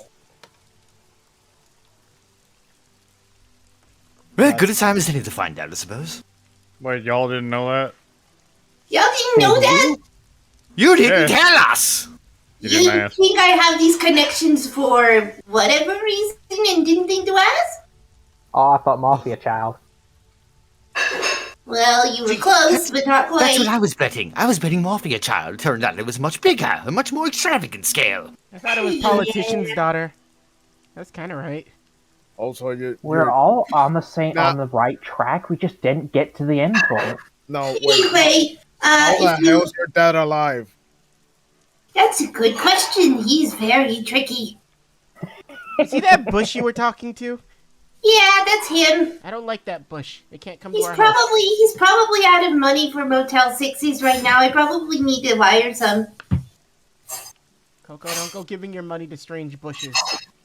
That's not a strange bush. That's my strange bush. I don't. Noodle. Phrasing. Phrasing! Strange bush. I know exactly what I was doing when I said that. Oh, someone put it in the quotes, please. It's my dad you're referring to, and yes, he's pathetic and lame, but he is also on the run from one of the most dangerous women on the planet. Okay, so you don't want to go back because I think she's trying to groom me to take over the family business. Of course she is. Wow. Drifter wouldn't know about that. How We do have so much in common. Yeah, at this point, how do we know that her family and the Bayer family are related now? Don't even. Because she looks like this. I'm just gonna hold up a photograph of her mom. Holy shit. Damn. Aw. Good lord. It's one of the very few opportunities I got to ever have a photograph of her. I think I momentarily went straight. Oh my god. For those of you who are unaware, Charlotte Moto is a ginger blonde, like bombshell of a woman. And she's like in her mid to late 40s, and she doesn't look like she's a day over 30. Wait, how young did she have you? 'Cause she looks kind of young. What do you mean? She's like in her 40s. Wait, excuse me? That's 40? Yeah. That's 40. It's good genetics. And also, you know, the entire Good country's genetics. healthcare system. She drank from the fucking fountain of youth. I wouldn't deny that's a possibility. Oh, Oh, dear God, the fountain Of of youth. course. speaking of which, I mean- Dustin, Well, I found the Fountain of Youth. I'm sorry, you what now? Oh, I meant that also for Bisky too. Bisky, I have a trade offer for you, but I can talk to you about it later. I interrupted Coco.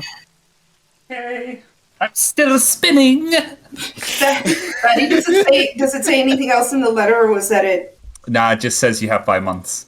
Oh, Jesus. Does anyone know how you can, like, rearrange your entire, image? Plastic surgery? Yeah, but that's a little too obvious. She'd find out about that right away. Christopher just kind of looks around for a second, then just holds up his hand like, I do.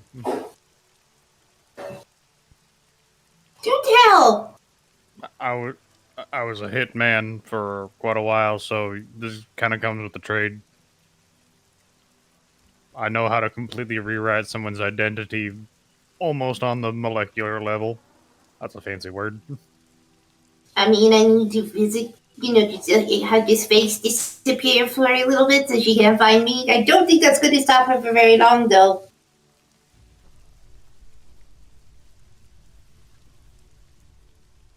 Anyways, I was gonna say that can't we just talk to her, but then I remember how family works and how if it's so close to the Bayer family, then how that pain in the ass that would be. I carry Coco back up to the Yeti. Coco, I will go to an island to help you if we have to do this all over again, but I'm not going to be happy about it. I feel like I just want to be honest with you about that. Yes. While you're at it, Seox, why don't you explain family predicaments to Neelam while you're at it? I want to explain him with a fist on his face. And I would not stop you. To put it in weird perspective, she doesn't have none that I know of, but she's still very, very dangerous. I have a weird thing that I'm just gonna say if you have to go back and didn't need any of us to go with you, like I'll go. I don't think you should go. She would be all over you. What does that mean? It means she likes you and she wants you. What does that mean? Like she wants me to the job for probably. Like, You could say that. She wants to fuck you. the hell does that mean? Have sex, fornicate. I've said this before. The hell is sex? Pick up Seox. Oh, Well, Seox. Seox, when a man and a woman love each other We very just much. all hug him at once. Oh, Seox, we have so much to teach you. Here, we'll Wait, talk is about that it what? on the, we'll talk about it on the Yeti. I knew I'd have to This is talk a about kind of this secret someday. training or something. When you're ready for the talk, just come It's find some me. sort of training, I tell you that. With my mom, it would be the most intense endurance training of your life. I mean, Bisky has put me through very intense training. Yeah, Oh, no. it'd be Like worse. this. Not like that. What some other? What the hell? What? Prepare for What's it. Bisky? Seox, you'll learn. And trust me. How strong is your pelvis?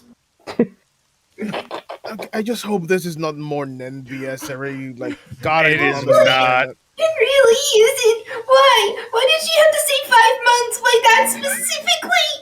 Seox, let me put it this way. It's definitely not Nen because even I know about it. Oh my god. Can we call this episode The Talk?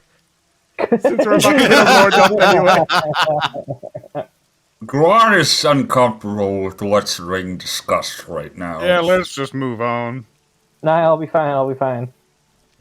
Dustin, get on the Yeti. We're gonna travel far. Oh, fine. Okay, who's going then? I call shotgun. Well, Dustin, hand over your shotgun. Fuck you. You know what? Fair and square. You could just call me and I'll be there. Right. Yeah, you should probably go. You look like you need a nap or something. I got brittle bones.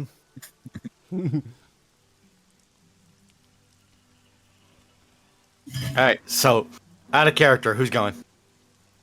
Mm-hmm. I'm saying I think all of the main party should go Yes. because it would be funnier that way. Well, I thought that's what we were doing anyway, so. also, I'll let you pick 2 NPCs of your choice. Let's take Batty, I mean TL. I vote Leanne. Okay. Leanne would be very, very useful because Temple. She's the Yeah, only obviously. one who can read those things. Coco can kind of, but she's the only one who can read it. I really want to take Victoria. At the same time, TL is around. How about okay? Who wants to vote on Victoria versus who wants to vote on TL? Also, you can assume that TL, no matter what, is probably going to be safe if you leave him behind, considering that Bisky is there. Even though she's spinning. Yeah, Does that make her any less of a dangerous creature? that makes her more Why would she dangerous. spin faster? If she spins hard enough, she can like burrow through this to the center of the earth. Oh, she's about to get something from me, all right. Like, I got a treasure she might be interested in, but Okay. Extremely useful Victoria or story relevant TL? this is an out of character suggestion. But if you were to talk to TL before we leave, if he doesn't come, you might, give him alone time to process. Yeah. I should probably get that moment out of the way then. Hey, Then we can- hey there, Grifter. Do you want me to come along with you guys to wherever you're going? I think where we're going is going to be incredibly dangerous. This might actually be the most dangerous of them. Okay. And you saw what happened when we went to the last one. We got ambushed. Yeah, that was a little, Yeah, I can handle myself, though. We survived the last encounter. We certainly did, and that's thanks to, unfortunately, Coco's unseen friend. Oh, Which is okay. a whole different issue by itself. I forgot about that. Yep. L is still on you. Or the sword is, at least. So you want me to stay here, I assume? We'd definitely like you to stay safe, at the very least. I don't want to see anything happen to you. You're a friend of ours, Yel. You're a friend of mine. Thank you. I mean, Have you heard anything from my uncle? I haven't. I was with you. I'm sure they would have mentioned it to me. Yeah, okay. Honestly, I don't think I would have gotten as far as I have if I hadn't run into you when I landed as I did. That's kind of funny. There was a frog on my head. Open up, pack. Yes, I'm talking to you. Mulberry croaks. So I want to give you a thank you and an apology. The last time I passed out, after our encounter with the other mercenaries, memories have resurfaced. Billy. I unfortunately have a large portion of my memories locked away. I couldn't recall certain events if I wanted to. I don't know why. I don't know who's responsible. I don't know if it's my brother or the sword, or if my brother did it and the sword is recovering them for me. But I need to apologize to you over something I may have done as a child. And if you done it as a child, you wouldn't know any better. We didn't know each other back then. I know, but I'm just as responsible for the evils of my own family. Anything my father did, I am very much still just to blame.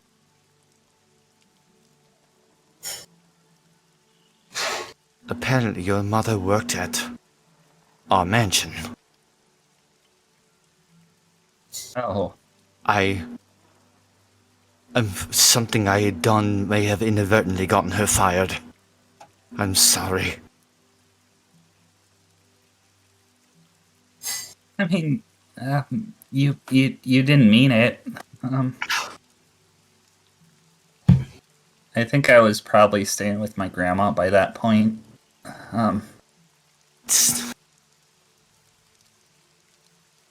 Still, anything, it's... That old man knew that was a way to hurt me. My father was a very terrible man. I knocked over a vase and blamed it on one of the maids. He knew I was lying, but still did what he did to punish me, knowing that my guilt wasn't enough.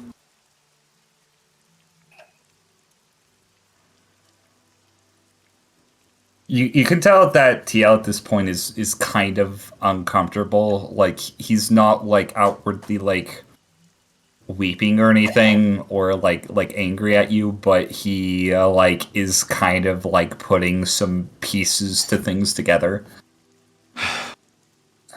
So I want to apologize to you on behalf of everything my family has done. I'm so sorry. Grifter, you're more than your family. I can't escape them, though. I can never escape that name and everything it means. Well, isn't that why you're here? Yes, and to try to put to rest everyone who has suffered at that name. And people who are still suffering because of it.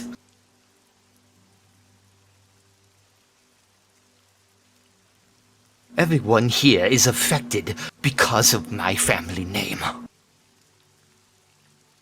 Everyone on this island, whether they're related to me or not, whether they're enemies or friends, are all here because of my goddamn brother.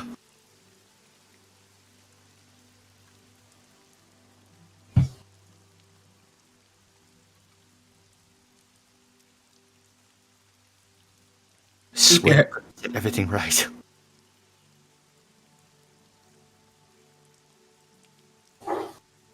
Keep your head on straight, Grifter. I'm trying. Believe me, I really am. You seem really smart. Smart enough to survive this far. Well, now you just gotta be smart enough to finish it. Yeah.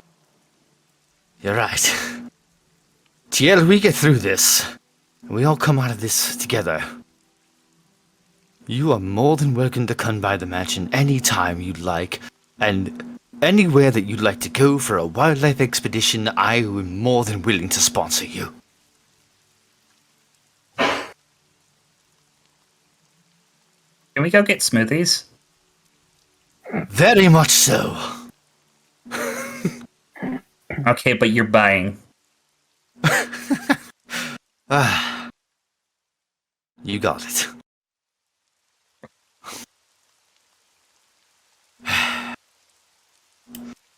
Well, hopefully we can get through this without your uncle trying to kill me. Just Yeah, like sighs. Well, I I'm guess aware it's a rather large if. I mean, like, how about this? If Darrow inadvertently beats the shit out of you, we'll call it even. Fair enough. Okay. And he's gonna like pat you on the shoulder. Do take care. And then like Victoria's just gonna pass by him, bumping on the shoulder. Oh, looks like it's my time to shine.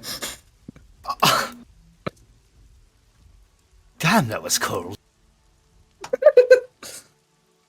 Eh.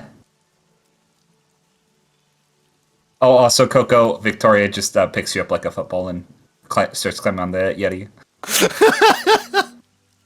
Why aren't you being forward today? I'm very excited to see what happens. I'm not going to lie.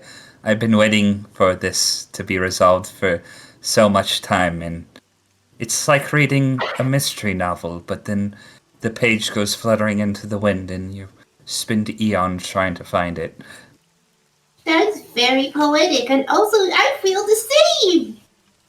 That actually happened to me, though. I've been still looking for that one page ever since. I could potentially buy a new book, but I haven't had the foresight to do that because that's my page. I'm going to find it. Well, you go, girl. We'll find that page. Maybe those mean dolphins got it. Oh, those dolphins. I'm going to have a word with those dolphins. With your fists, I'm guessing. No, with my mouth and then my fists. Oh, okay. Glad we're clear on that. Oh, and before we leave, TL, Meadow, TL, I'm sure you two have a lot in common.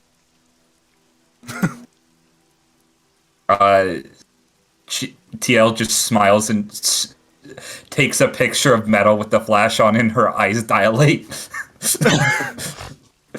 By that I meant nature! Oh, okay. And I'll put Coco in the middle. Okay. So, you guys start heading north. And Christopher, I don't know why you're there, but I'm gonna take you off. He's coming eventually, so... Yeah. He had another senior moment. He was wandering off. So, I'll be there eventually. I got a nice pick or something.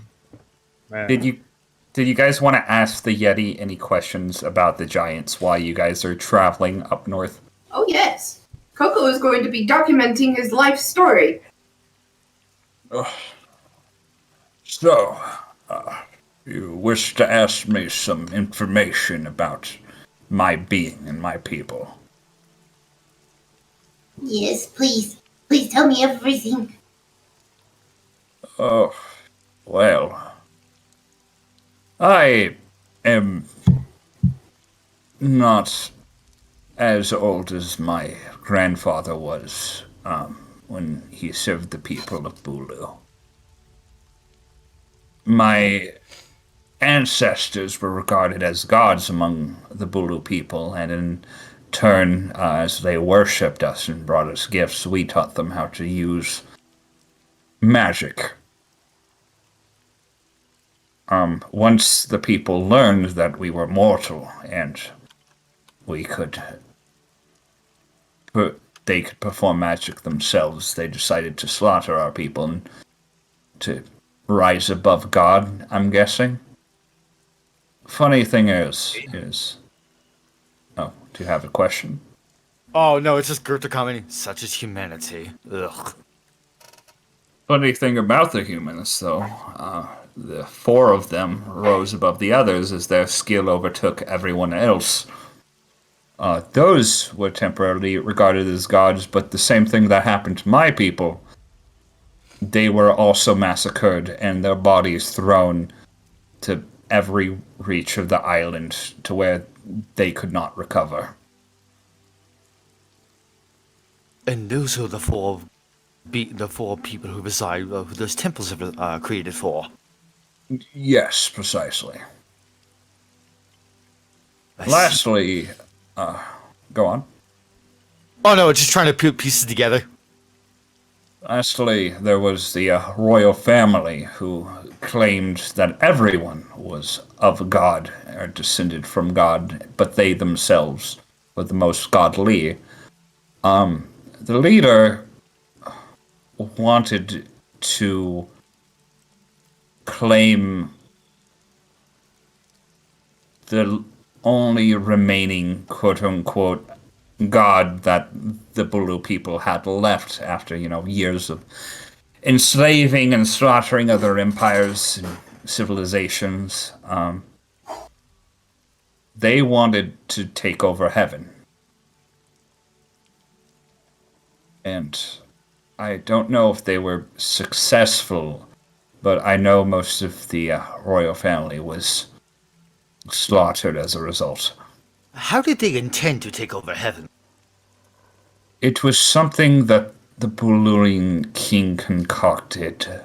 Something to do with his mystical abilities. And something to do with his offspring specifically. Do you have any more information on? No, I'm not from that time. Everything I know has just been passed down from my parents, fortunately. But many of the temples you might see surrounding the island were, some of them at least, were done in reference to my people.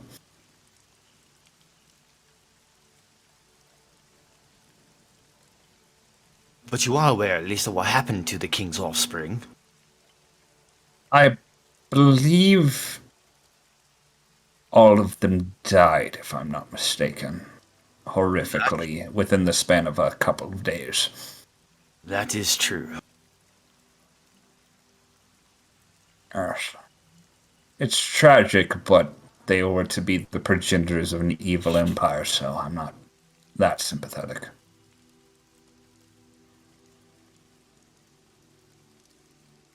I don't know whatever happened to the father, but I assumed he died as well.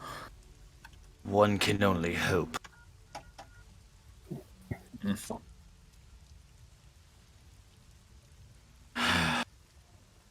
And Tombo's now. Tombo would probably notice, like Grifter, the way he's sitting, like just in contemplation, and he's. Grifter is muttering to himself. He's really like not trying to keep it like under his breath or anything. Like Etienne tried to recreate everything here. Did he get wind of what the king was trying to concoct, and is that why he did what he did? We're the Bulo experiment all over again.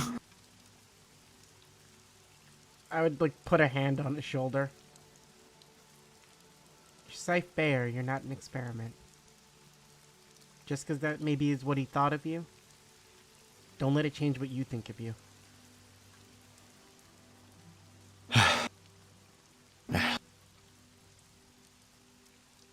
In any case, at least he failed and I'm still here. Grom, if you don't mind me asking. Yes. Assume somebody was to succeed with what the king tried to do. What would become of them? I assume if the king was right in his assertion, he would have ascended to godhood and ruled over heaven. I just hope we don't have to fight God. No, if Etienne ruled over heaven right now, I don't think we'd even be alive. I guarantee we wouldn't. You sure? And that's it, and he's not just playing with all of us. I mean, Toying with people is one thing. When you've outlived your usefulness with him, you have outlived your usefulness. if he was already a god, he wouldn't need you. And then, Or he's losing his godhood and needs some sacrifice to rekindle that.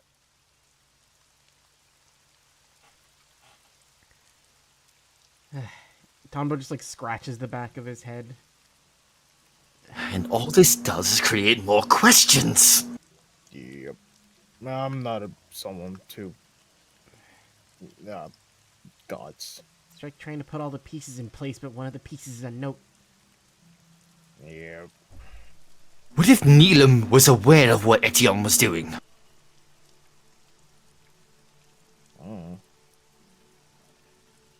Just like in a contemplative thought pose. Grom, did any of the princes try to stop the king? Back in the past? If they did, they were probably slaughtered. Ew. Well, they were all slaughtered, but they were probably slaughtered before everybody else. Showing a weakness in the Bulu Empire is not a smart thing.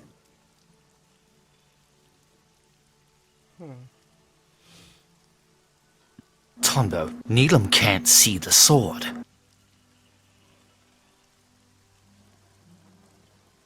He needed to make himself forget about it. He needed to make himself out of the influence.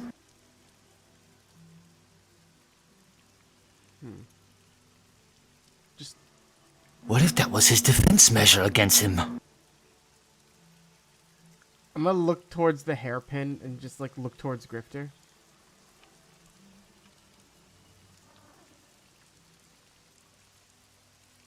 He said you were his favorite. Or you said you were his favorite. And you were the only Yes, one who would succeed him. Maybe he was But trying that's to because set he you knew up I for would it. hate it. Maybe he wants to set you up to do what he can't. Doubtful. No, if I know him, the only reason that he would claim me to be his favorite was to get the others to act up. And because he knew I would despise every moment of it.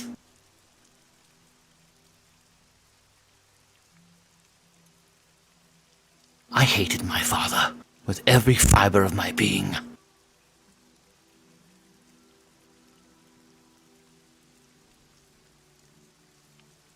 Really trying to like process like listening to Grifter, but also trying to like Tombo's trying to analyze the whole situation and see where the hell like something is supposed to click and it's just not doing it right now. He's trying to work with everything and just go over all that he knows about the Bulu Empire.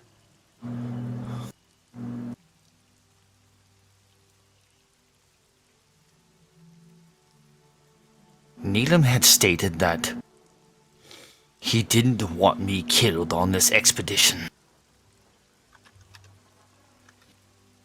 And that no matter what, he didn't want me to succeed in finding anything out either. I would really, really hate for this whole thing have been his way of trying to keep me alive.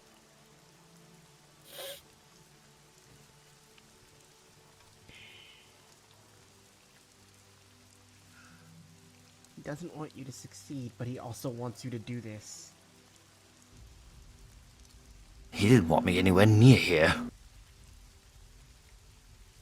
In fact, the only terms for if I lose is for me to cast aside the hairpin entirely and never turn back.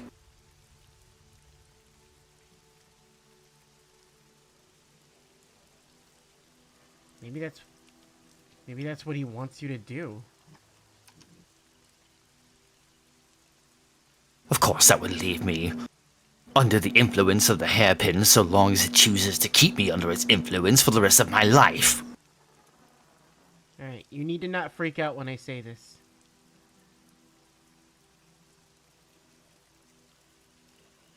I think if we were to use like a Nen exorcist, you probably wouldn't. But It's rather a bit late for that. the idea behind it,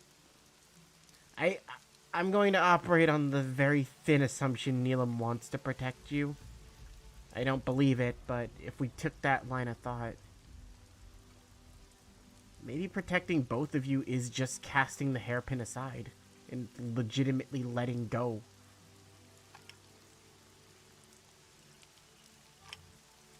I can't do that. Which is why he knew you wouldn't be able to do it, and that he made that the lose condition. Listen, I'm not one to talk about letting go of family stuff. I'm not telling you to do it. I'm just presenting you information as I see it.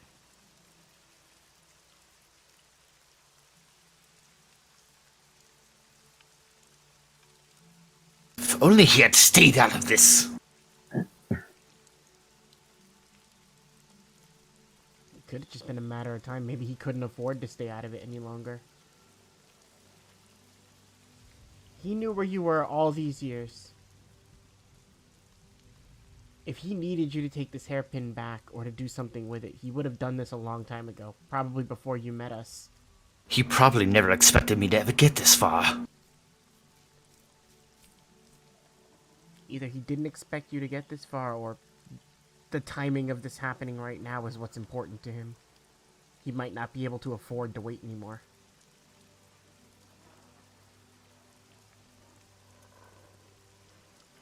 Grom. Yes.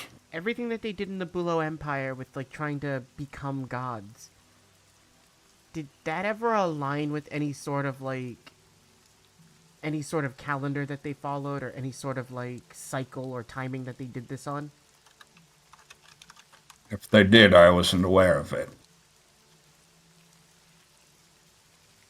And none of the murals or anything have yet to show us anything about a calendar or time.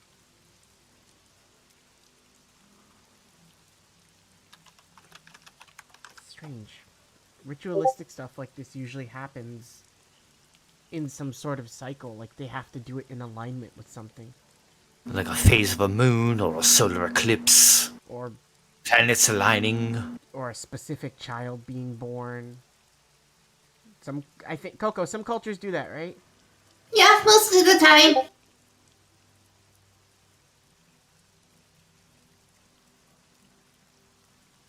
Maybe you needed to wait till you had the right amount of kids.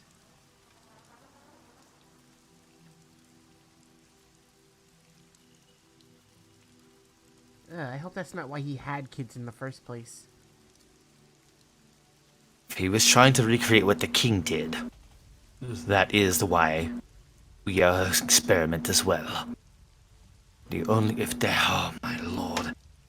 If that's true, then the only reason he had children was to watch them die.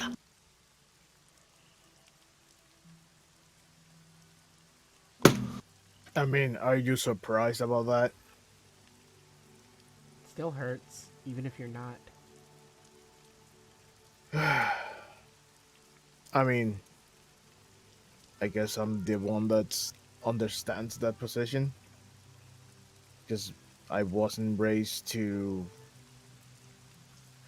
be my father's child. I was raised only to be the thing that brings our family back into place. I was never a person to them. I would just the glory of the clan or something like that. At least it's better than being a mistake. Yeah. I mean, sometimes it felt like that a lot. Just, expectations. Oh, I'm sorry. The second mistake.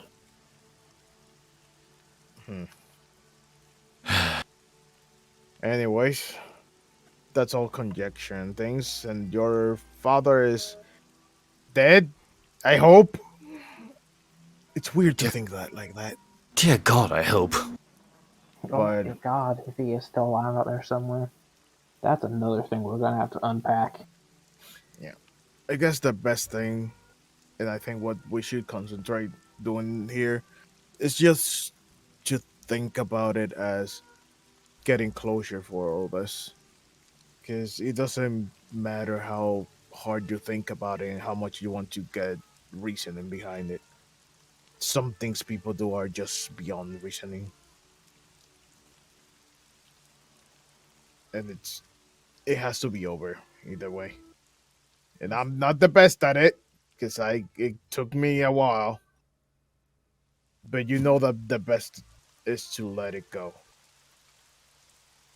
Eventually. And that's what we're here to do. Well, the other way to let this one go is to personally make sure that it's gone. Oh yeah, we're totally doing that. Because we cannot turn back. There's no way of turning back. Oh, why scary music? So you guys, I assume you've obviously as you were talking, you put on like winter gear as you start scaling up the snowy mountain. Yeah, I got mittens on. Yeah. Like, I got I got a heavy coat. Okay. The snow is like blowing violently, but you're kind of able to kind of hide in Gron's hair to shield yourself from the snow as you keep talking, making yourself like weird shelter. And you hear from Gron, that wasn't there before. What? I don't like that. That's scary. There's something on top of the temple. Perception check, Patty? Okay, roll me a perception check with disadvantage because it's hard to see in the snow. It'd be neutral because Tonbo always has advantage. Then roll me a normal perception. So everyone rolls perception then? Oh, 15. 17. Oh, Oh, my Yeah, peeper. 15. Perception. oh, I got a fucking 5,000-foot scope. Oh, damn. Okay. Oh, So I don't know if that'll help me. Yeah, go ahead and roll me a perception using your scope. And now I remember that I have binoculars, not 20. So, Coco and Scythe, you see something glowing in the distance. You don't know what it is. Use it, thinking quick and using your scope, Dustin, even though it's kind of still hard to see through the snow, you're able to zoom in and magnify to where you get a good look at a wooden cabin on top of this blizzard, essentially, that's occurring right now. It seems there's ice that's frozen over the windows and the doors, but you can clearly see a warm light coming from inside. And there is nothing to denote anything other man-made other than this island being in the area. Or this cabin, specifically. Hey, guys. There's a cabin up there that's frozen over. But there's a light inside? Cabin? Yeah, it's Thank definitely God, a cabin. I was half expecting a monster. I mean, it still could be. We don't know what's in there. It's covered in ice. Do we want to go to it? I don't know if we have a choice. It's better than letting it come to us. At least we do it on our terms this time. Knowing this island, I was half expecting another giant insect, but made of ice and fangs and who knows what. I'm gonna keep my eye on it as we get closer, then. Right. Okay. This Yeti ride would count. I think Louise might have already asked this. This counts as a short rest, right, Batty? Oh, yeah, definitely. Okay, so You would have had, like, the equivalent of a long rest. Okay, good. Then I definitely have Apex back. But I also Cool. can't use Dragonfly, so I'm a little limited in what I can do right now. Okay. Let me... I have full health then too. So, you see this cabin. I want you to put your tokens right here as the Yeti is going to let you down somewhere in front of it. In front of him. Is that an it? What a huge letdown. No, in front of the cabin. Okay. Yeah, Sorry, I like him. He's my friend. Also, he said I just want to make sure I have my notes correct, Batty. He said his business on the island is complete, right? Since there are no more Yes. humans to protect. Yes, precisely. So, what he doing then? Like, where he gotta go after this? He has no purpose. He is set to wander the earth for all eternity until he passes away. Or come to a very well-maintained manor for a barbecue. That getting a is suit. something that is under wander for eternity. You know he's gonna get a suit and a yatai.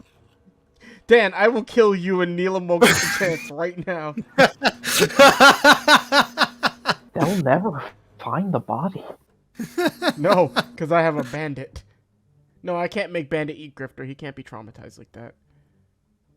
Bandit loves me. Yeah, no, regardless of my feelings, Bandit doesn't need to be involved in this. He's not a tool. I'll use his acid to do it then. I mean, the acid that I'm carrying on me. I'm gonna poke Dustin in the love handle. So, what is everybody doing? Okay, so, first and foremost, Betty. Yeah. Here's a little thing, my friend. All right, here's a little something you need to know about. It's called Zetsu stealth. Okay. Yeah. And we Zetsu got that in stealth. spades. It do be a thing we need to be doing. I'm gonna say you roll a group check, so I'll. Fuck. I don't have that on my sheet. Stealth That plus is 5. Yeah, we'll just add 5. Just roll a stealth roll, and then That we'll is add an 5. incredibly low roll for me. That 20. God, 20 look on my at end. this. Look at this fucking coordination right here. Not less than a 20 Hell, from anyone. yes. Dustin and They, Seox out here. they see you. No, I'm just joking. Nobody fucking notices you. Yo, we are We are so ghosts. invisible. We could walk into any JC Penney and rob it. Yeah.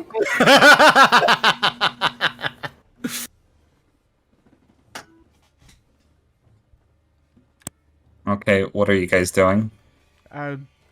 Robbing a JC Penney, apparently. Alright. Well, first, gonna make sure guns are out ready, but then gonna look around for windows. Windows. There's a window right here, even though it's partially blocked by some object. There's a window right here next to the door, and there's windows on the sides. Like, we're actually probably around here. Alright, everyone, split up. Right. Take a side window on the left. I'll stay around front. So, over here. Gonna position by the window over here. Okay. Someone over here. I'll go to this window. With the frosted glass at its current state, it's almost impossible to see what's inside. You see a bunch of reds and yellows, and maybe some blues, but they're very bright. Okay, so here's a trick, Batty. Because this, what I'm going to do is I'm gonna basically cup my hands while they're on the glass to make a small isolated circle that's like blocked off from air by my hands and start trying to use my breath to defrost it slightly to look through. Okay, I'm gonna say you can do so. It's gonna take a bit because this is a thick layer of ice. All right, I didn't know if you want me to do a survival check or something with that. Yeah, roll survival to see how quickly you do it. 19. It's gonna take a minute, but Leanne's actually coming over to help you with it. Mm-hmm. So, I had a similar idea, but like cupping my hand over a lighter to try to melt the ice. Okay. Roll me a survival check to try to light a lighter in the middle of a blizzard. Yeah. That's all I got for a plan. Oh, my survival sucks. 15, not bad. Okay, it's gonna take a little bit. What's Coco, Dustin, Zax doing? I'm I'm still looking through my stuff to see if I'm keeping my peepers peeled. I'm surveying the area for danger. Okay, Coco, roll me a general perception. Perception, okay. 6. Nice. 6. I can assume that Victoria is assisting in this matter. So I'll give you two options, Noodle. Do you want to not find something and not fall flat on your face, or do you want to fall something and fall flat on your face? I would like to not fall on my face. Okay, you are walking about and you almost lose your footing, but you're able to manage to get yourself up as Victoria lifts you out of the snow. Thank you. I'm not really used to this. Does it not snow where you're from? No, not ever. Are you cold? Yes. Thank Anyway, I'm just gonna, I guess, dig in the snow here a little bit. Maybe I tripped over something. Okay. I'm gonna say, Tonbo, you're starting to have a better look inside. And you see three figures. One is a figure that is in shape and height like that of Darrow Bingle, but is obviously not Darrow. Just like for a size comparison. And you see two shorter figures in the back. You assume them to be short adults rather than children, but they're both like back here, and one seems to be sitting in the chair. What are they doing? You can't. It's still blurry, but they're just kind of one sitting next to the one that's tied in the chair. I look towards Leanne without saying anything, and then I gesture towards the building. Then I hold up 3 fingers to indicate 3 targets inside. Okay. Leanne's gonna like nod. And then I gesture for her since she's closer to the side of the building to relay it to Dustin, since he's at the front. I'm sorry. Okay. Dustin, this information's relayed to you. Daisy chain relay. There's 3 people inside. Okay. Can I be doing something? Yes. I want to see, like, look around, trying to find if there's a weak point on the ice. Like for you to potentially break through or get this window. Potentially break through. I'm Someplace gonna... like the ice is thinner or maybe cracked. That's possible. I guess that'll just be a perception. 17? You see a place where you could make a strike to destroy this entire sheet of ice right now. Where, more or less? It's like where the seam of the windowsill meets the ice, kind of acting as a pseudo wedge. Where I'm at right now? Yeah.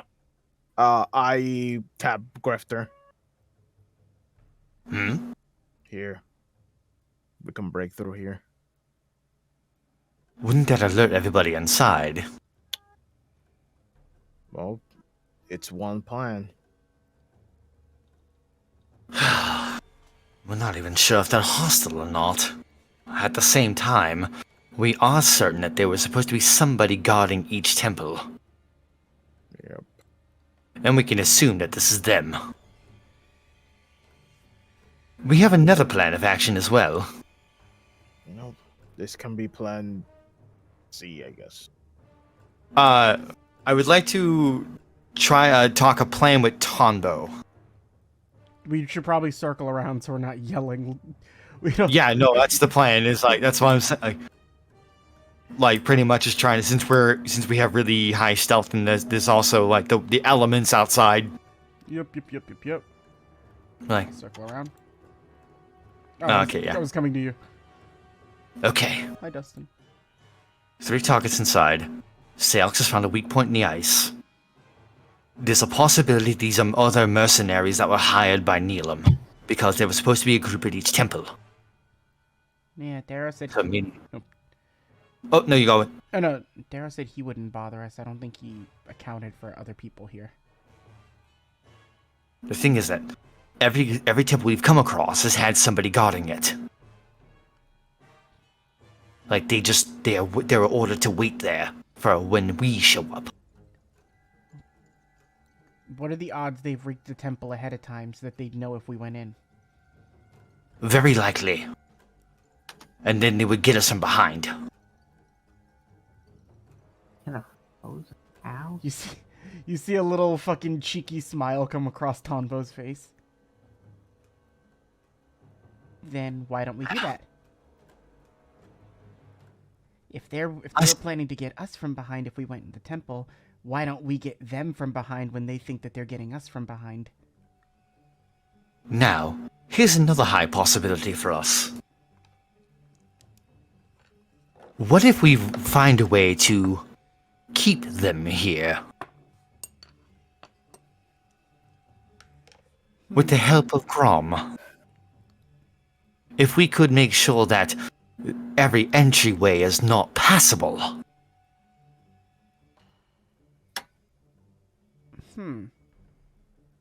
Patty, I have a thing I'd like to check on this building, if you'd allow it. Yeah. This is gonna be very stupid, and this isn't meant to be a joke idea. It is legitimately a serious one. How sturdy is the walls and the roof of this place on the foundation of this building? You need to roll some sort of check for that, I would assume. What would you say? Like Mm, investigation, or? yeah, investigation. That sounds right. Oh, I can also do investigation. I'm quite good with investigation. Thank you. Please roll investigate. 16. 16 is gonna give it to you. This is a normal log cabin. You can discern in the fact that whatever the foundation is and whatever the wood that was used to make this cabin, it's a lot more denser than like normal wood. And as shanty as a cabin this seems on the outside, it is put together so well that even if you push on the sides, it is completely firm. That's what I needed to know. So, Yup. In that case, if it's so secure, then we might find a way. They might be able to make like a little makeshift prison. I was actually thinking, I look over towards Grom. Grom, you're pretty strong. Yes, I would consider myself to be Would you be willing to do a favor? What? You think you can take this whole cabin and just, like, put it somewhere else? I could try. Like, with them inside. What if we just take the whole cabin and just put it somewhere else? Off this mountain, Yes. away from us. I think that'd be Very good. I don't mean it to be the joke, but I was thinking about it and I was like, no, it's the best solution, even though it's It fucking needs stupid. to happen. So, house flipper, huh? No, So- fucking SpongeBob. We should take Bikini Bottom and push it somewhere else. Question: does everybody want Gron to push the house somewhere else? Sure, why not? Okay. I swear to God, I don't want this to work, but I want it to work. So we This is gonna be fun to roll in game, so everybody can see it. One because of Gron's modifier, but also I'm okay. Grom's got a +2 to strength. No, that's a 12. Okay, so you see Gron like getting ready to push this building, and this is the same dude that smashed a kaiju-sized deer against a tree, like a fucking psychopath. He is not able to budge it whatsoever.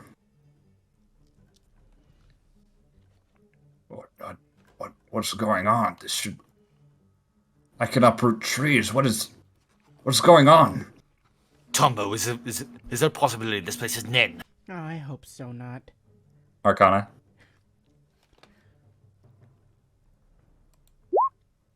16. My sheep didn't want to open that. Yes. Anybody over a 10. This entire cabin is Nin based. Of course. Always. It's a conjurer, probably. Ooh. You see somebody's shadow like walk up to one of the windows. Actually, you see somebody's shadow walk up to this window to kind of look outside. Yep. Shit. Are they gonna see us? They see Gron. Okay, but I have a stupid idea to distract them so we can try and attempt a new stealth in case they spot us. But Okay. you're gonna have to let this work. Okay. Do I have a spoon on me? Yes, you have a spoon. Okay, it's gonna fly over here and start tapping on any windows or walls on this end to make noises. In the event if they look like they're starting to catch on to us, that's what the spoon's supposed to do. Okay, it's supposed to distract. Yes, distraction spoon. Also, Grifter and Dustin will see this for the first time as Tonbo opens up his bag, and you see like fucking Disney musical style as spoons just start walking out onto his shoulders. The Gonna fuck is ask. that? All right, salad, soup, you know what to do. And just let them go off.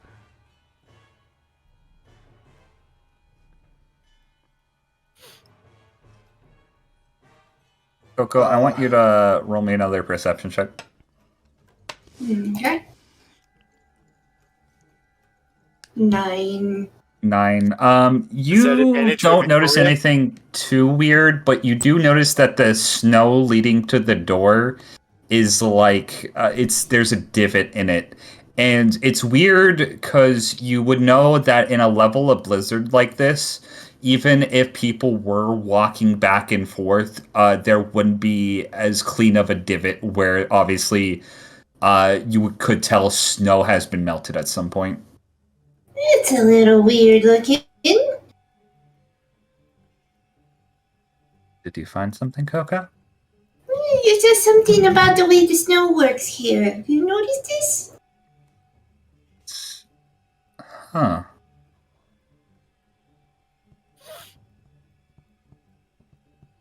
As that's happening, what is everybody else doing?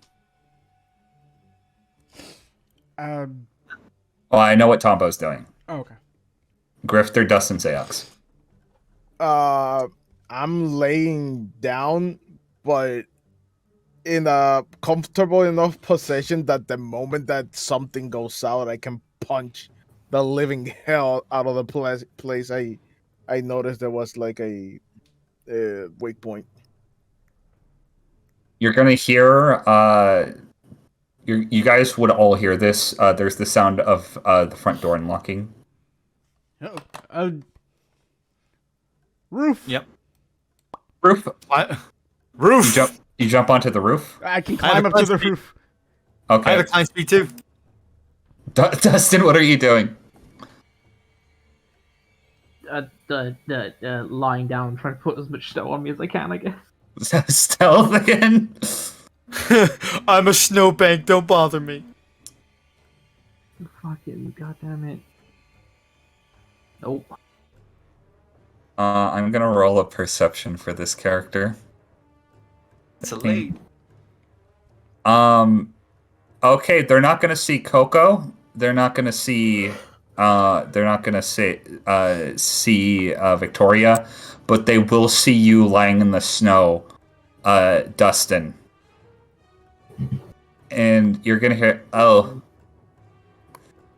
And she's gonna, like, walk up to you and poke you with a stick to see if you're alive. I will groan. She's gonna, like, grab you by one of the arms and drag you inside. And you're gonna see this. Before I reveal this area, by the way, how long have we been going? We just are a bit over 3 hours. Okay. We're actually making pretty good time. So you see a buff woman, dark skin, kind of bluish, dark gray hair. She's very like muscular. You can probably tell was the one that was in continuity to like Darrow's build. She's wearing a red, like sort of kind of like wrestler like leotard. But as she drags you inside, you notice her outfit changes into frilly pink kitty pajamas. What? And Shit. you're gonna see in the corner, tied up, one Moxie. Tied up? Yep, she's tied up to a chair, and Dustin, she's going to place you on the bed and tuck you in. Oh. The woman who brought you inside. and she's going to go to the door, and she's going to lock it again. I was gonna try something, Betty. Before she does so. Yeah. If the door is open, since Tonbo's sticky can climb to shit because of like the spider stuff, can I like scale in and sit on the ceiling? You're gonna need to roll a stealth check, my friend. Would Zetsu stealth apply to this, or is regular stealth? I am gonna say, because of what you were doing, there is going to be very high risk of you being in eyesight of somebody, so you're gonna have to re-roll me stealth. Fuck. I might need to think this one through. Grifter just tapping on Tombo's shoulder. Okay, they now have Dustin. Should I go in? What if we try something stupid? How stupid? What if we knocked?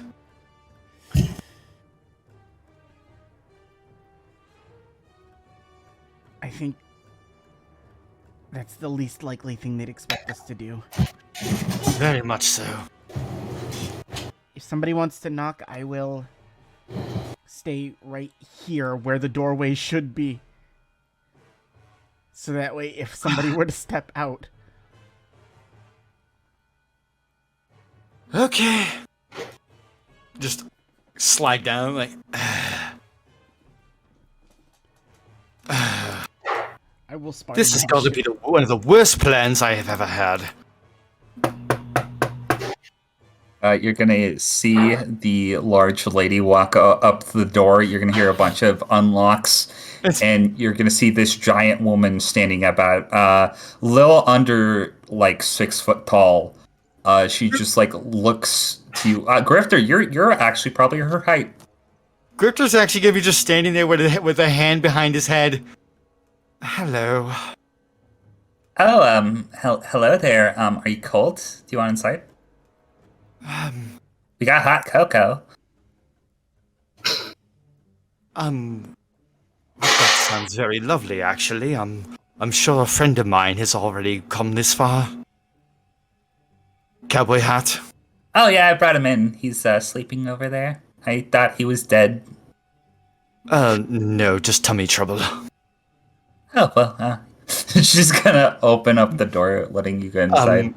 Before I come in, I should tell you. Yes. Well, I should probably ask you. Are you, by chance, mercenaries that were hired by Neil and Bayer? Oh, yes. Oh, you must be Grifter. Yes, that is me. Well, you're looking to get in the temple, I assume? I figured it'd be best to probably try to be cordial. Well, we can't really move this at the time being. She's gonna... It's quite an inability, I must say. Oh, thank you. Oh, this is your doing? Yes, I'm a conjurer. Oh. Would it be alright if my friends came with me? Sure. Okay. With the exception of probably one, he wouldn't be able to fit inside of here. Oh, the one that tried to push the building? Yeah, that's not gonna work, unfortunately. Yeah. Sorry, you can imagine we were a bit jumpy. Oh yeah, I imagine. Some of those other mercenaries are kind of a bit skeevy and violent. You're telling me? We sent them home, though. Literally, sent them home.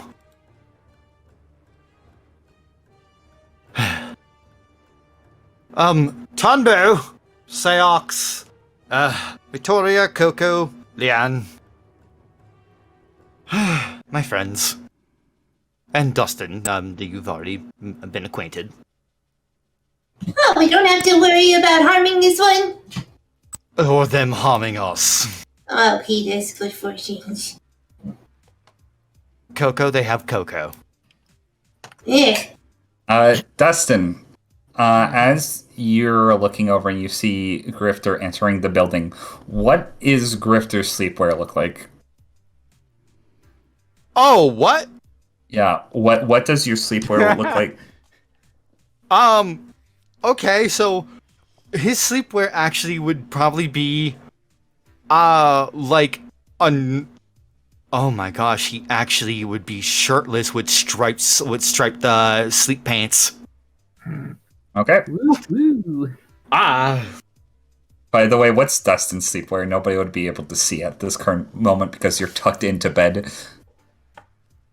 Oh, it's exactly what you think it is. It's like bright orange gym jams with fucking little dinosaur skulls over it, and he's got a pair of fucking slippers that dinosaur head shaped, and when you like press down your foot, the whole like mouth part opens up. That is adorable. Do you have the ass flap? Yeah, of course he does. Perfect. You can poop while warm.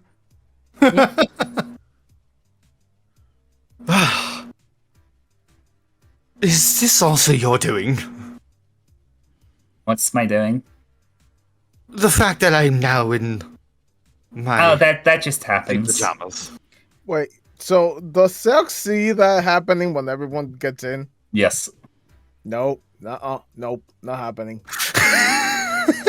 Sax, you feel if you stay out in the cold any longer, you're going to freeze to death. Oh no! Japanese winter, I survive. You gonna hang out with Gron? You know, you have a warm Yeti to cuddle with. Push him through the door. I want to see what happens. Ugh. I'm gonna have to drag you inside. No. Nobody wants to see your PJs. That's not the problem. You sleep nude. I'm gonna lower a little piece of paper in the doorway. It says crime on it. I'm seeing if I can lure Seox in. Ugh.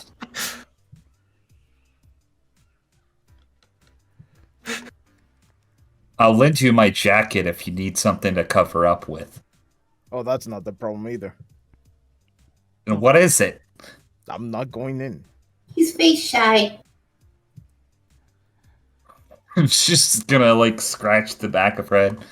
Okay. What is taking them so long? Have fun being a Seoxicle.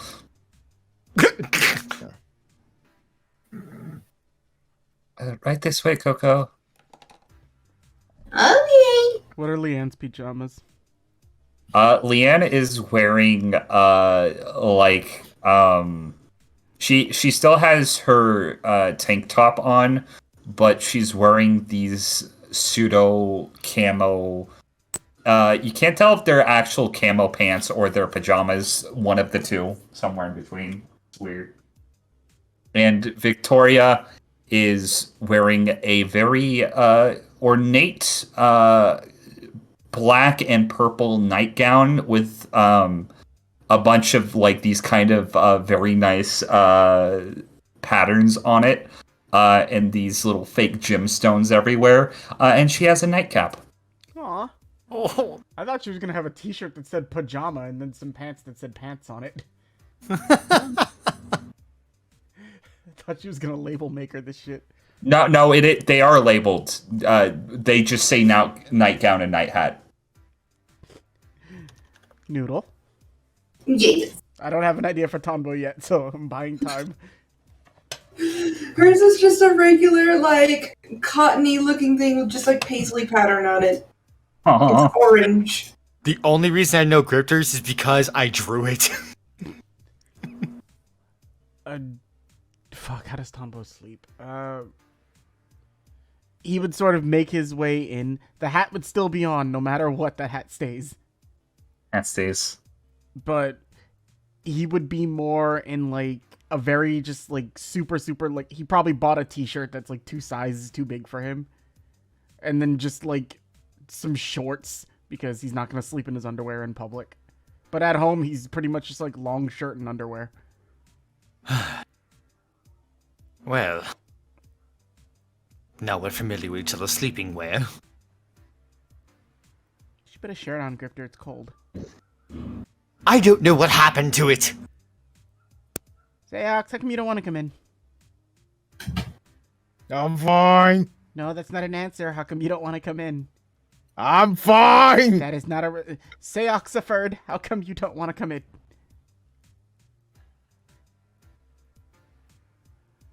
He's not answering anymore. I will come out there. Moxie, is that you over there? Hello there. I'm a hostage. Why are you a hostage? Oh, because I decided to land here out of all the places. I didn't actually decide, but a little known fact, when I randomly rolled for where Moxie would end up on the island, it was well over a 1 in 1,500 chance that she would end up in this specific location. Where she would at least be tucked away safe. It's gonna get crazier later on, but I can't say anything now. Well, I can at least let you know that your sister and your friends are fine. Oh, you're talking about Mimsy, yeah. Okay, thank you. Why are you being held hostage? Oh, 'cause I'm, normally I just ended up here and now I'm a hostage. So Diego gave us tickets to your next show.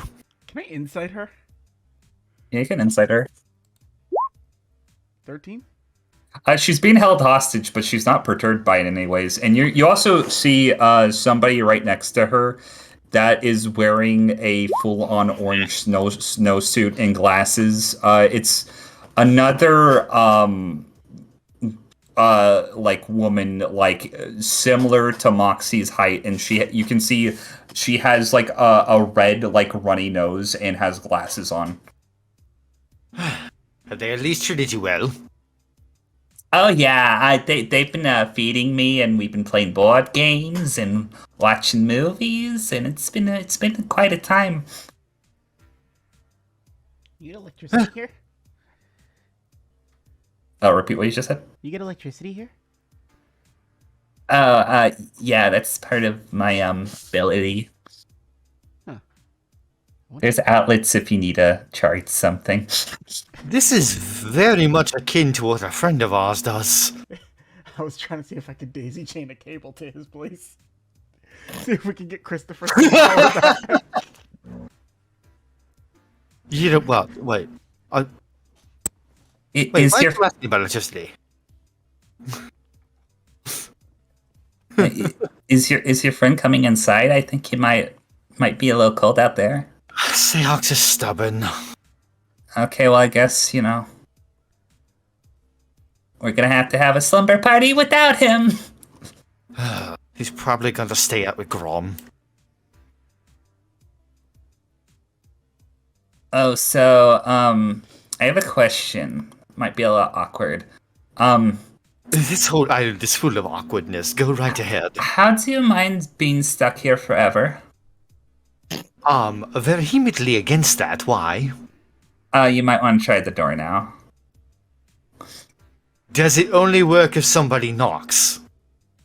No, it's a little different than that. But if you want to leave, you can get out now. And What's going to happen? she's gonna point to the door. You can't just try to leave. Seox, can you knock on the door, please? Can I even hear them if the door's locked? You can hear them like because you're right by the window. This cabin isn't soundproof by any means. Knock. You're gonna see her open the door. Why? Bye! Coco's gonna dip. The door shuts in your face, Coco, and you go flying back. Ugh. Oh, you and I are gonna have problems now, lady. So, part of the condition is that those who enter cannot leave. Well, they can leave if certain things are met per se. But yeah, if you kill me, then you'll be stuck here forever. We never intended to kill you. We haven't killed any of the others. What? How was I supposed to know that? I'm just I gonna told like you start when I twirling entered. for her. I told you when I entered that we literally sent the others home. Seox back at the window tap. You can just hear, what the hell? Ugh. Oh, hello there, Seox. We can't leave. I will tell you this, the only ones who have committed any actual murders on this island are those who were hired by my brother. Well, I was hired by your brother, but I That's haven't me. murdered anybody. Well, some of the ones he's hired are psychotic. I'll tell you what. I'll let you leave if you beat me in a game of checkers. This is probably the best contest we've come across yet. Or do I want it? Do I want to let you guys leave? She's gonna start scratching her chin. Okay, let me ask you this then. What? What were the terms of the contract you made with my brother? He would give me a lot of money. And Yes, also he my never cousin over there. Yeah, yes, it's he's not going basically to pay you. it's basically your guys' only motivation, isn't it? Basically. You guys just are like so that. unoriginal. It's just like that mother-daughter group we came across. It was the same thing with them, and they realized also that Neelam was not going to pay them. Well, He didn't intend for any of you to leave this island alive. it's not like you guys can leave now. What does Eternal slumber party! No. She's gonna grab like Coco's hands and start bouncing around. I will slap you. It won't feel good. Okay. I'm just gonna... Batty, this is the dumbest thing I think you've ever done. What? I'm just gonna, like, walk past them, excuse me, I'm just gonna lay down next to Dustin. I'm gonna pull the blanket up and I'm just laying down. Like, I need a minute. Okay. Can we at least try to be reasonable here? Are you talking to Shortfold here? Yes. Oh, hello there. Hello, I'm Scythebear. I know who you are. Yes, I'm sure he's made everybody aware. I've been greeted by so many people he's hired. Why are you over here? I'm not good with talking to people. I'm just trying to come to a simple agreement with people. Seriously. I don't have you trapped here. I'm just here to feed Moxie. I see. Okay. I'm just going to... Also, I could kill everybody in this cabin right now if I wanted to. Why would you What? even bring that up? I'm just saying I could. What is wrong with you people? Seriously, money is everyone's... I'm sitting down. Hold on. Just trying to make conversation. Raises my That head is off the not pillow. conversation. This is not good slumber party etiquette. Exactly. So you guys want to watch Legally Blonde? Maybe. Kinda. Uh, Wait, no. Look, if we beat you in checkers, can we leave? I guess so, but I kind of want to watch a movie right now. Fine, we could use a rest anyway. Okay, slumber party! I want out of here. Okay, just roll with it. Everything cool there? We're gonna watch Legally Blonde, Seox. It's alright. Zaps, you know, Legally Blonded is your favorite movie. It entices you to come inside the cabin of which you cannot leave from. After an hour passes, you see all of us inside the cabin doing the bend and snap thing. If anybody knows Legally Blonde, you know that scene. Yeah. Daddy, I'm gonna get, like, since this is obviously the best idea ever, staying out of the cabin you cannot leave. I'm gonna go and get firewood and try There is no place to get wood. The only wood that you see is this cabin, which you know is not actually wood. There's only a large furry man. You know that there is firewood inside because you can see it like through the little divot in the window that Tonbo made. But you would have to ask for it. Wait, then that implies there's a chimney in here. Yes. Can I crawl out the chimney? You can try to crawl out the chimney. There's a fire there. I mean, put the fire out. I mean, I'm not moving at all. I'm staying put. I don't have the energy for this What's right the now. rest of the movie first? Also, I like this part. This is the part where the dude in the audience goes, "You bitch," and then walks off. I know Legally Blonde very well. I love that movie. I'm glad. Movie. Of everything that we have encountered on this island so far, this might be the most absurd situation we might have found ourselves in. Grifter, shh. I like this part. Fine. Just imagine like you on the couch, like Tombo, like you and this woman who has not given her name yet are just but there. Okay, so everybody gets like really warm blankets and it's very comfy, and y'all are very excited to watch the movie. And it's just really cute, and everything's warm, and everybody has hot cocoa, and also you can never leave. Uh, I mean, there's Rob. still a way for us to leave. We're just not doing it yet. Okay. It's been the length of a movie, so if you want to try that, Dustin, you can. I don't know. We're gonna try to negotiate with her, but we're watching the movie first.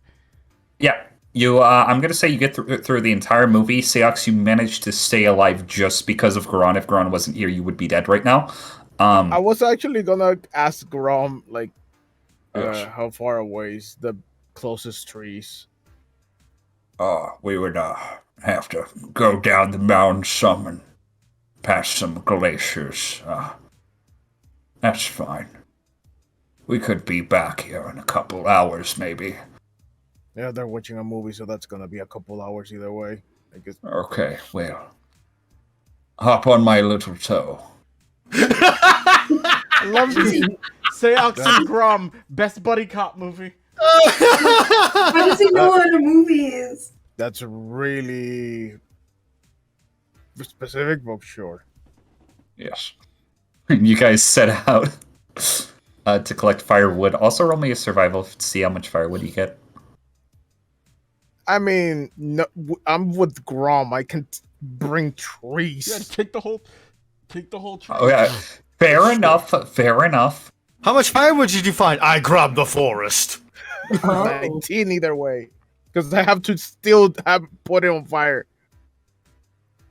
I make a suggestion for the next movie. I want to watch Mean Girls. You have a guess, Dustin. Batty, I've noticed a little bit of an issue. What?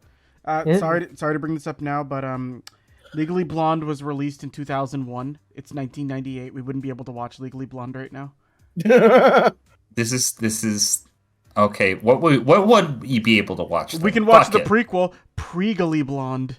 This is Pregally Blonde. Okay. That sounds like a porno. You can't do that. Oh, that's right. Yeah, I'm not watching porn with you guys on a slumber party. It's weird. Coco's here. There's no porn allowed in this cabin. The parents would be very upset. I'll look up 1998 movies. You guys keep doing stuff. 1998 movie. Remember to change the names, because You see this this It's all the rom-coms. Oh shit, we can watch Rush Hour. Oh my god, yes. Oh okay, my yeah, God, you guys no. are watching Rush Hour here. Oh my god, no. What Dreams May Come, The Ring. Okay, Dustin has a guest. Dustin, you see the very short lady wearing the full orange protective winter coat. It looks like something you would see somebody in the Arctic wearing. She just kind of looks over at you as you are laying in the bed.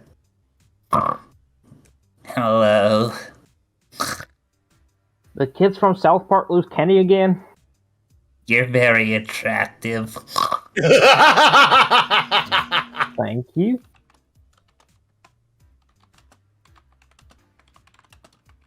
She's just gonna stare at you creepily. Okay, guys, wasn't that a good movie? I mean, well, a lot of the acting left something to be desired, but I have seen worse. You guys wanna watch another movie?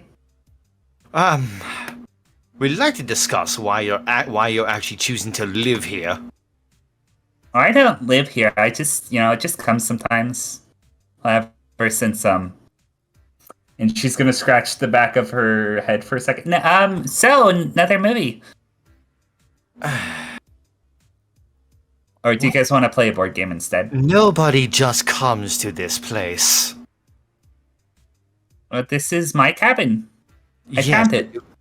You conjured it. Well, I found it. You found it because you conjured it. Yes, so it's my cabin. But no, none of us are native to this island. No, but it's got more DVDs. Why do you want to stay here? Well, because, well, it's cold outside. Yes, and that can be taken care of. Don't you have a home to go back to? Family, friends? Oh, look at all these movies. Does anybody want to watch Beverly Hills Cop? God, you're pathetic. Don't tempt me with a good time. Fuck no, I can't stand that shit. Look. Are your actual orders to keep us distracted? Not anymore. Not anymore because we're inside. No, just I don't really care anymore. You just don't want to leave. Do you guys want to play a board game? Are you lonely? I'm not lonely. I have all of you guys. I mean, Before that, Well, I have my good friend over there. Shortfold. You can roll an insight check on that. I don't think we need to, it was in the fucking voice. 16. 19. So One. when she referred to her friend, she hesitated at the word friend and hesitated at the word shortfold. She is trying to hide something.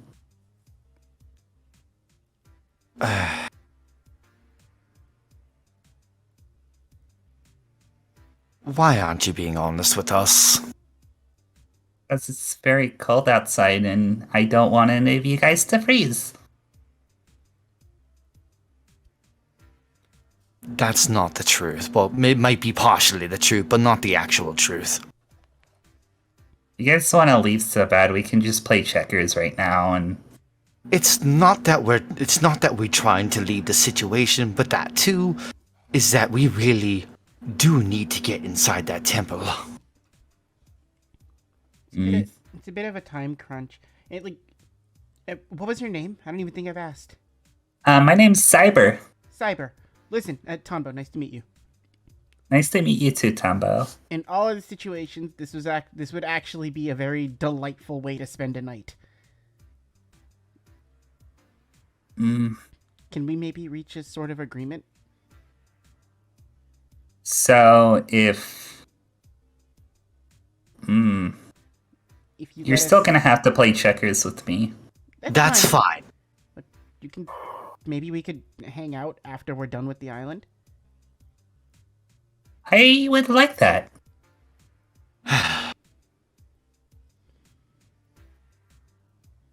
Just like, with the 19 on Insight, Batty, is this person just genuinely very lonely? I'm gonna say with the 19 on Insight, there's something lonely, but also something Grifter said earlier that's making her want to deflect really fast. Why do you keep deflecting, what is it about what Grifter's saying that makes you so nervous? Oops, looks like we have the checkerboard. Oh my god! Ah! So this is not normal checkers, by the way. And as you look to the checkerboard, you're gonna notice depictions of your entire party imprinted on each of the checker pieces.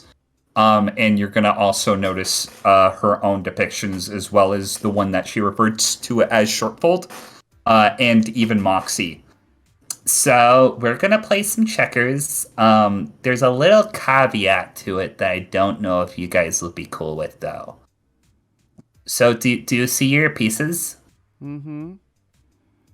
you can only move the pieces with your faces on them. And if you get one of your pieces taken away, you have to tell something about yourself. But it has to be something that you don't want to tell other people. Is that really the only caveat? That's it. And then I'll let you leave.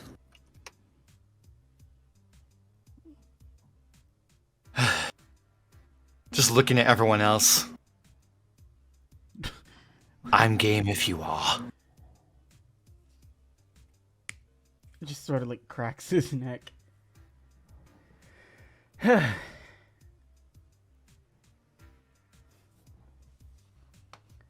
People checkers, buddy.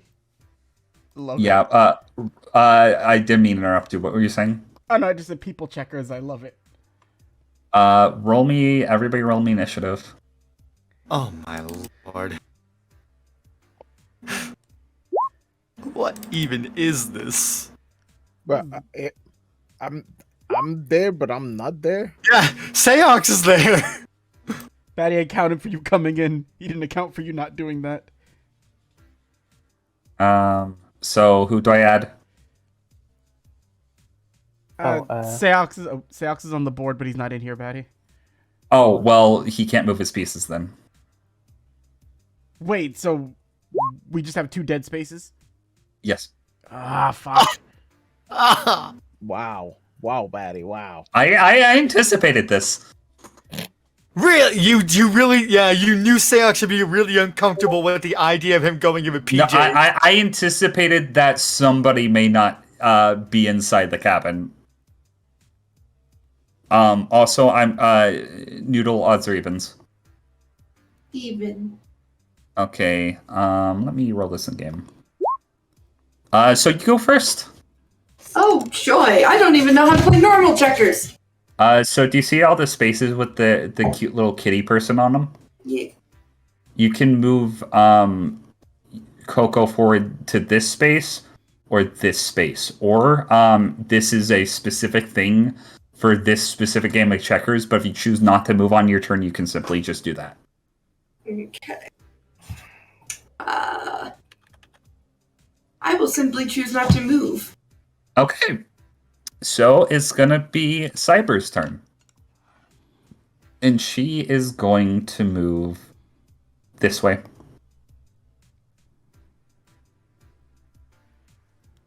It is Grifter's turn now. There. Ooh, that's pretty smart, I think. Actually, I don't know. It is gonna be Shortful's turn, and she's gonna, like, hawk a loogie as she is moving. Oh. Your turn, sweet cheek.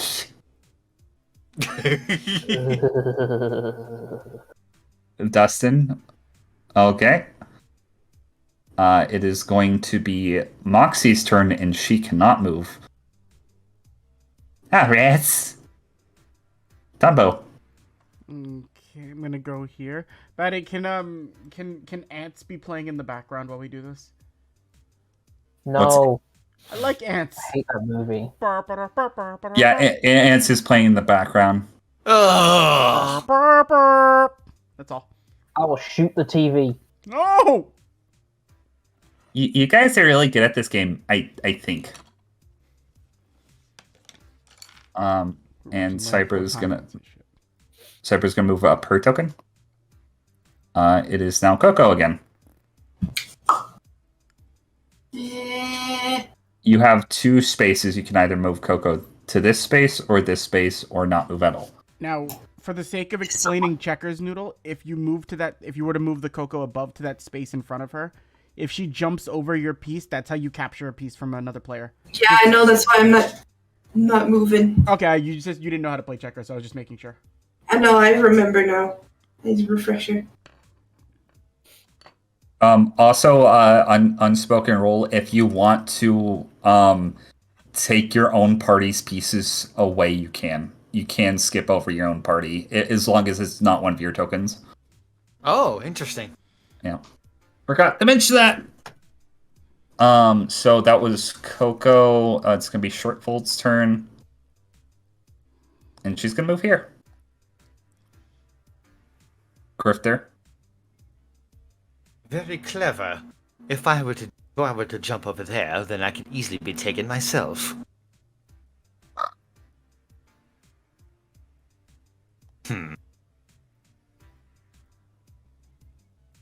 Oh, Seahawks. He's not here. I'm like, Luis is here, but Seox is not. Oh. So do What what if you you moved must. out of range? Well, his token is a bit in the way, isn't it? Well, nothing to be done about that then. I pass. Okay. It's gonna be Moxie's turn. And She has that same rule though, doesn't she? she does. Wait. So, nothing personal, but so Exactly. Cyber and Coco. Coco, your token, I don't know if this is a tracker token or not, so I'm gonna just put it in the corner, and I'm gonna put Cyber's token in the corner. And what is something, Coco, that she doesn't want the rest of the party or anybody else to hear? Fuck, I don't know. She's basically told everything at this point. She have like a weird personal thing that she doesn't want people to find out, like what her favorite book actually is, or like.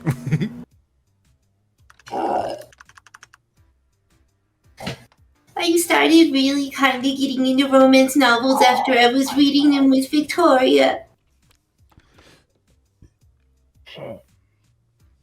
I don't really like Rush Hour. It's just watching with you guys because you seem to like it. I really wanted to watch it with you guys, but it wasn't that good.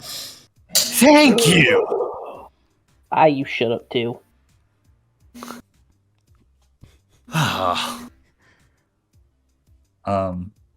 But yeah, it's Dustin's turn. Dustin, you can technically you can move? Okay. Yeah. Pretty I good. do what I do. I stick to the sides. That's pretty smart. Cyber's turn again. She is going to move this away. Damn it.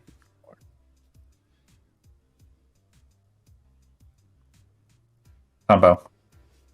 I'm looking right now. I'm gonna go hell. If I'd have moved this little lad right here, Grifter could have been killed. And we almost have a T. And then it's going to be Shortfold's turn. She's gonna move here.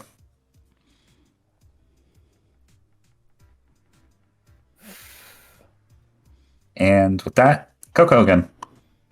Coco, you can move your piece here. That's the only thing you can do. Or you can stay still. Or I can jump Grifter. But do you want to? No, I don't want to. God, I want to talk, but I can't. God damn it. Trust me, I got this. I see it too, Louise. Don't worry. Don't worry, I got this. You know how much I played checkers in school instead of doing my homework? I got this shit. Okay. So it's Moxie's turn. She can't do anything right now. So it's going to be Grifter's turn. Okay, time for a triple. You saw it too, huh? Uh-huh. Yup. Yoink! Yoink! Yoink! And I don't know if I'm allowed to move backwards to get the other one. No. Then I got You three. gotta be a king piece to do that. Yep. So you're gonna hear from all three of them. or you're gonna hear specifically from Shortfold. My real name's Mindy. You're gonna hear from Cyber. I am kind of lonely now that you mention it. And you hear from Moxie. Well, I've only been pretending to be tied up. Don't be mad at me. I already figured that out. Oh, really? Yes, it was obvious. Oh, yeah. Guess I need to go back to acting school.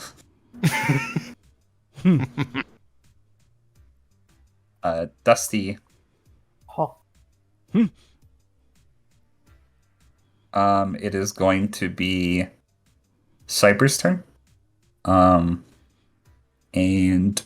what are you going to do, Cyber? She'll put herself out as bait. That's fine. Okay. Did Tumba go? Yeah, I thought Grifter had went, and then it was supposed to go Dustin, then Coco.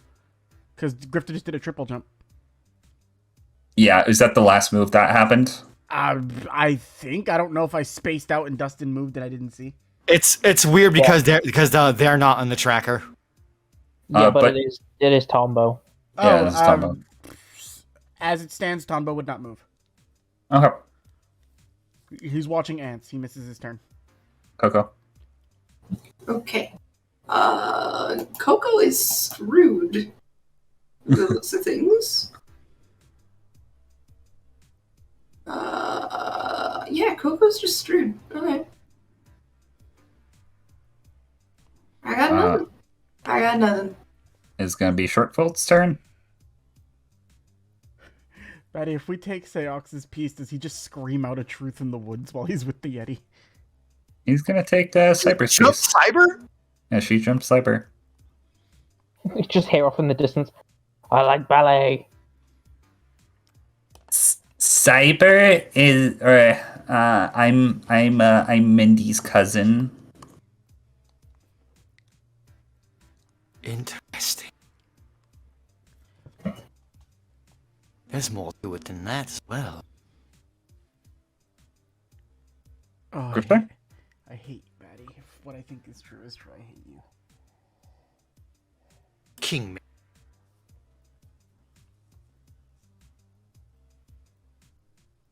So, I'm going to say to king you, I'm going to give you a little token. There you go. You are kinged. And Cyber is going to notice, so you decided to king yourself instead of save your friend.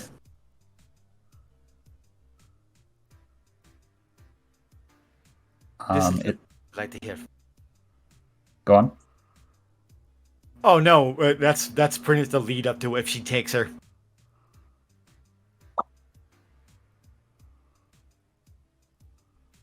Coco, is there anything else you want to talk about that she wouldn't be fond of the party knowing?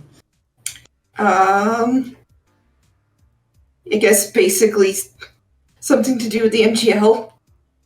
Maybe about a specific incident that happened while you were at school? I'm pretty sure I already shared that. Nope, not in detail. Yes, I did. We had a heart-bearing moment where she talked about it. It's mostly because it's been a long time since. Yeah, it's been a while. I don't usually remember a lot of things, but I know for a fact I shared that. Okay, well, it can be something else that might embarrass Coco.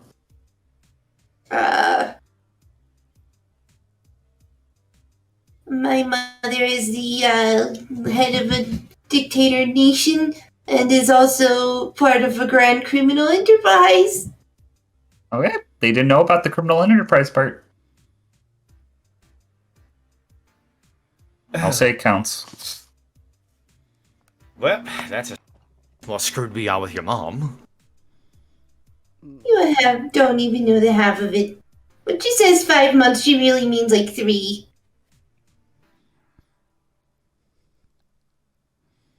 Dusty. Fuck. Okay. Dunbo. Don't they have to take their turn? Dustin just went. Oh yeah, that's right. It would be Shortfold's turn. And she would move here. I'm fucked to lose a Tonbo no matter what.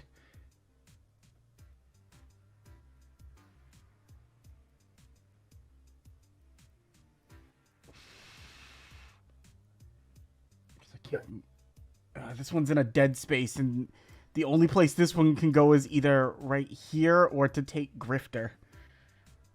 Actually, I could go right there, and that wouldn't be that bad.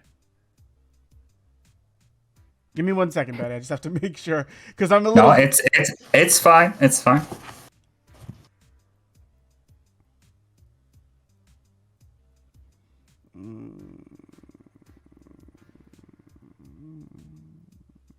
Yeah, I'm gonna have to just do this. I don't have any other options that yield any type of advantage. Everything else just leaves me in a bad spot. Okay. It's gonna be Cyber's turn. And she's gonna get kinged.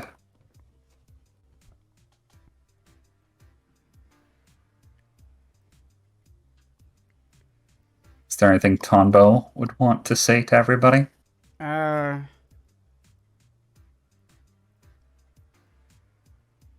He'd be looking very apprehensive about it. Not because it's terrible, just because he's embarrassed. But at the age of 22, I've never actually had any type of relationship with anyone, so in the romantic sense. So I have no idea what I'm doing when we're off this island. Pretty sure I know somebody you want to see, though. You don't know anything. You didn't jump my beat. I assume we have snacks while we're watching ants and playing checkers, right? Oh yeah, definitely. I throw cheese puffs at Grifter. Hey, you're the one who mentioned her. I didn't say a word. Children, please. And just every time Dustin talks to me, I'm just gonna do that. Oh, fucking snap it. I like ants. Okay, I don't think Coco can move this turn. Nah, Coco's dead zoned. So it's gonna be Shortfold, and I'm gonna see what she... Oops. Oh, fucking Christ, Batty. I had no way out of this shit. She's just snorting and laughing. Is there any, like, what's the range of things that I'm supposed to say? Just anything that you want to convey to the players that, you know, Tonbo would be either embarrassed or wouldn't want to say that they don't know already. Embarrassed or just like...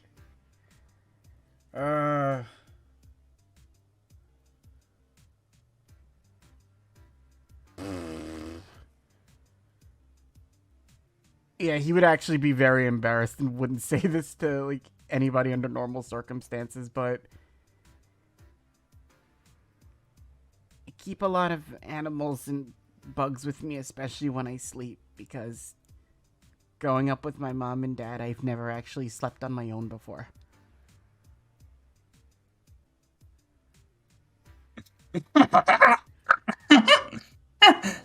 Wait, that wasn't funny. No. Oh. Tombo looks sad saying that.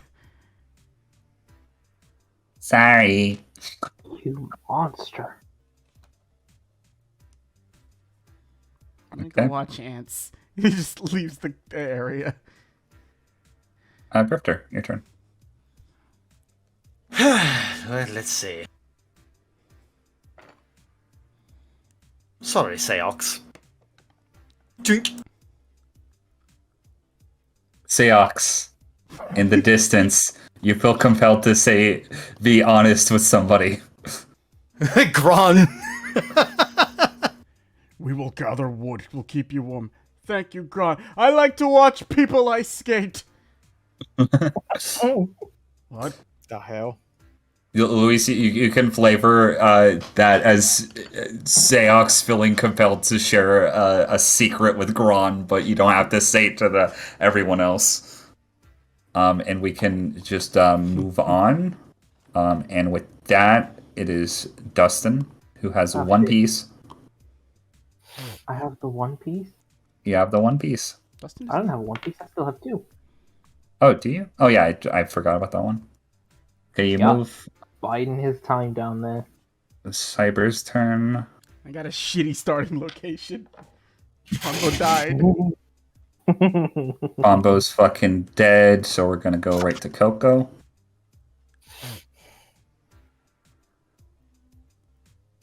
Coco, I don't know what I can do. And just, what- I'm You just, can move now. I'm You just just- a little lady. could you just do the move? Yeah, there you go. Just a little lady. Just a little lady. Mindy is gonna go this way. That needs to be stopped. And it is Grifter's turn again. Yes. This way. Interesting. So it's gonna be Cyber's turn. She's gonna go this way.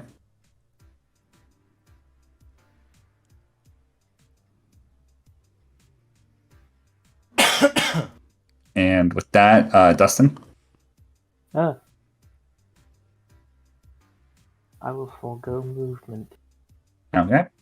Downboat Dead. is dead. Bop it up. So, Coco, That's it. Yes. your turn. Oh, well. Yeah. Okay. Shortfold is going to king herself. Okay, Mindy. And we go to Grifter. Boink. Okay. Let's see. Cyber is going to go here. Dustin again. I do not move. Okay. And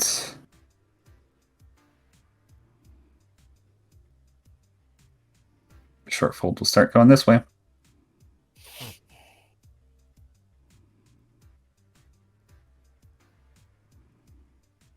What is Coco doing?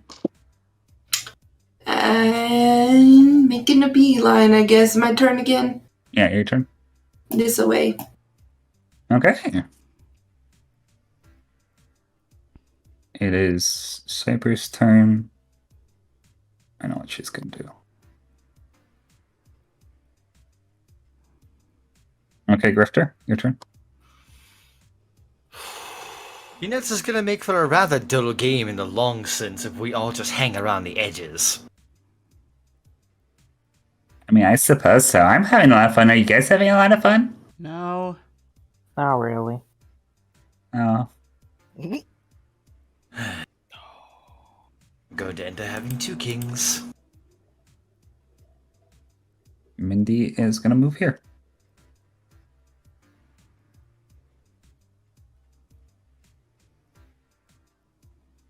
It is now Dustin's turn.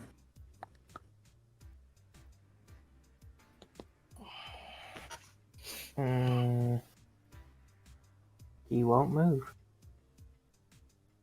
Oh, okay. Coco, do Yes. you want to move forward or stay? If you stay, you're gone. Yeah. I gotta schmoove. Gosh, move. Pop. Okay. Cyber's turn again. You'll go here. And it is Grifter.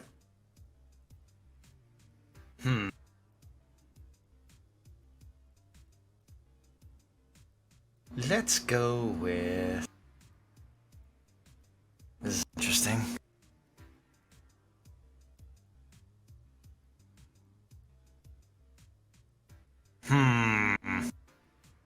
Yeah, let's go with another king. Okay, you king yourself twice.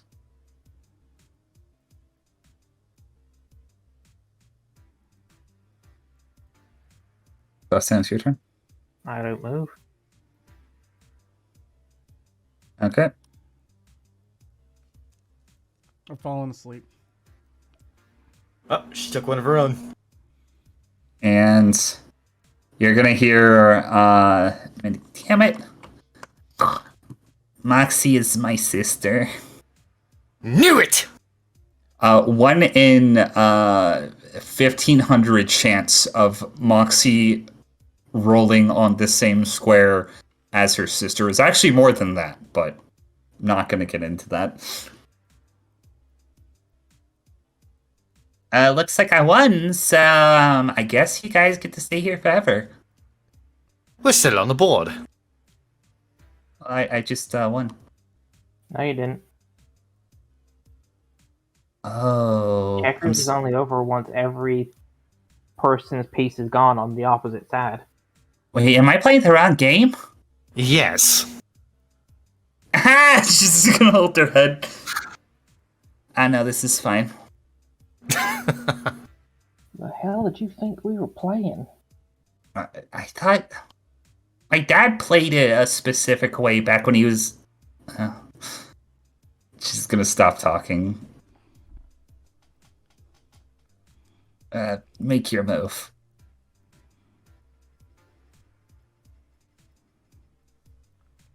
%99% cacao.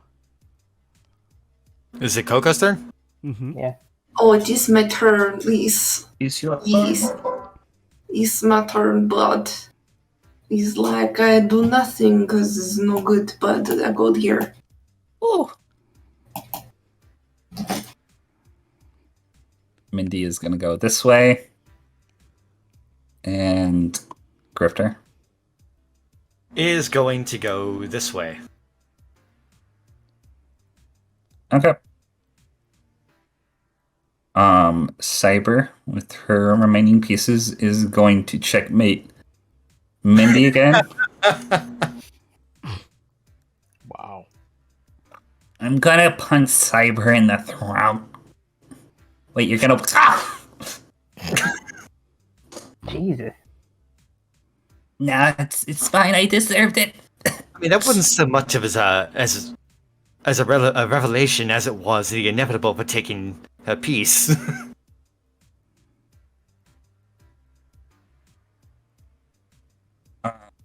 Hey, is that Dustin? Or is that Grifter?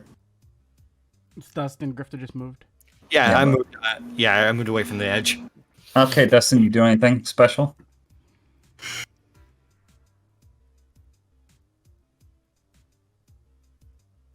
Okay.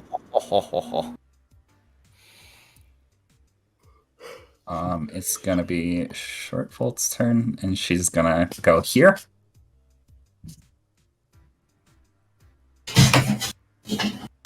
And it is Coco's turn. Fantastic. Okay.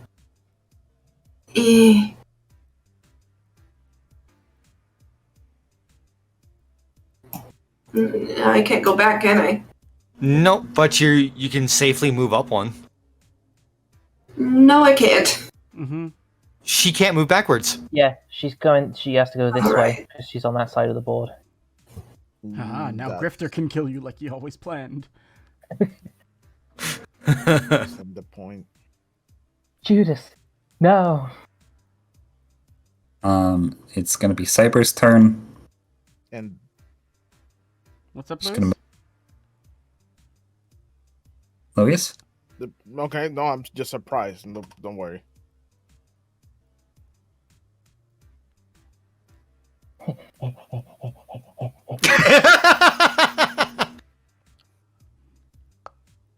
Mine. Dustin, I want you to roll me a dexterity saving throw with disadvantage. Oh shit. I knew there was something stupid about this. I knew it. I still got a 22. Okay, I need to roll something. That is a 23. The fuck? Dustin, You hear a loud thud as a game board full of pieces flies in your face and little checker pieces go flying around anywhere. Oh, so the game's over. Sore I fucking loser. I forfeit. You guys can leave. Okay, we don't have to say anything else or anything like that. Hey, no, you made me say something. Your piece. You made me say something very personal. So And that was extremely difficult for him. This game only ends once you speak your final truth. when I was younger, my parents were climatologists similar to Mindy, and they decided to take me on one of their runs to get me used to the cold. I got lost from them in a snowstorm, and I found my way to this cabin, and I was able to make it through the blizzard, but my family wasn't. I see. You're afraid of losing anyone else to the blizzard. And then I saw pop from out of the sky my cousin Moxie, and it's like, whoa, I haven't seen her in ages, and Mindy's here, and you know, if that's the case, then it's also not fair to your other cousin Mimsy. Wait, Mimsy's here? Yes, I mentioned her.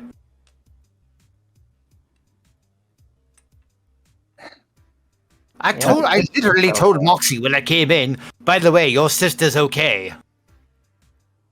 I wasn't paying attention. Obviously. Yes, Moxie's friends are with other friends of ours. You guys can leave. The checker game wasn't really necessary. I see.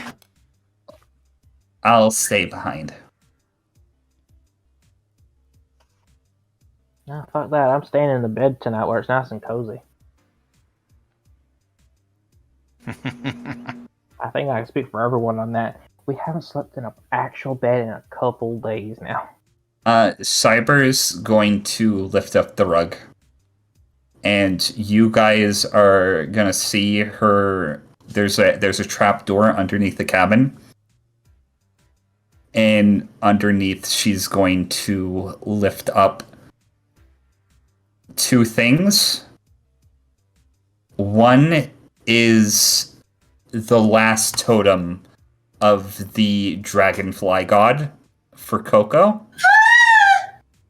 And went. The other is going to be a wristband of some sort that is definitively a blue artifact. Gimme. The temple here was destroyed a long time ago. The snow was built on top of it, so I just thought I'd, messed up here. You know, we greatly appreciate this. I wasn't planning on doing anything bad to you guys the second that Moxie told me about you all.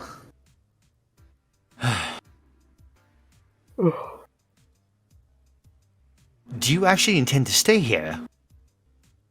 That's the way this ability works. One person has to stay in the cabin at all times, or else the others can't leave.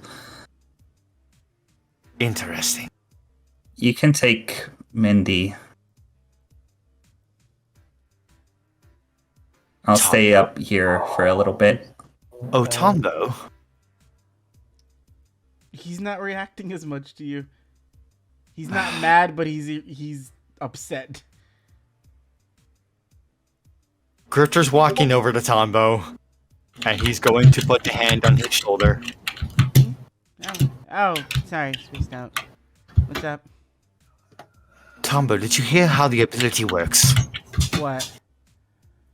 At all times, one person has to stay in the cabin.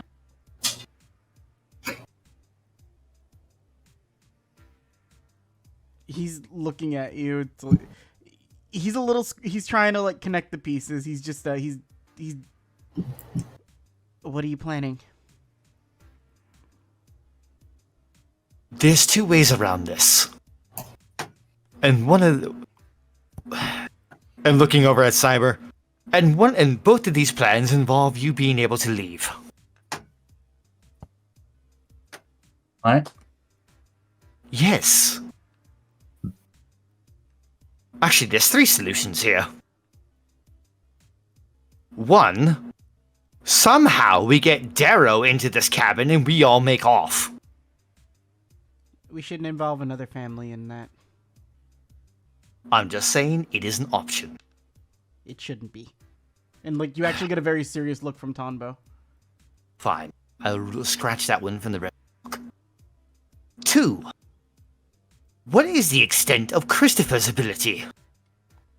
It's kind of this, except he can come and go as he pleases. Except he can come and go as he pleases. That if he stays in here and does what he does, he'll show back up at the Candid Kiss. Oh, he will. Oh, but do we want him to do that? I only intend to ask him. Wait. We don't have. He doesn't have to do that. All we have to do is, if he stays in here when she leaves, all we have to do is call the Candied Kiss somewhere else. He's gonna have to come with it. He can't. That's true. He doesn't have to. Oh, yeah, that's right. He just goes. They are tied together. Yeah. No, we don't have to go that option. We can just call it again. Well then, I believe the solution is simple. We simply call the Candid Kiss, and we can bring Christopher in here, and everyone can leave. Yeah, this arc has already been dark, Dan. I don't want old man suicide on the top of a lonely mountain on the Bugs and Bones wiki.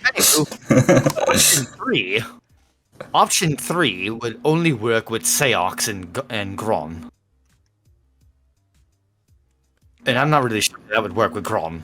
Where are they? I don't even see them out there. Yeah, they would be returning at this point after you shared a very heart-to-heart with Gron Seox about not knowing what sex is. So, option 3 is we all band together and use the ring to leave.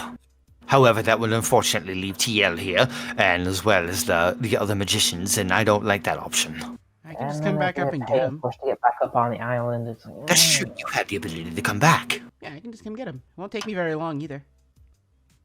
So we could all leave, and none the wiser. So we have everything we need now? I think we good on artifact. You don't have extra artifacts here, do you? No, that's a special artifact, though. It gives you a little bit more than what you need. A little bit more than what? That's rather vague. That is what the artifact is called. It's a little bit more than what you need.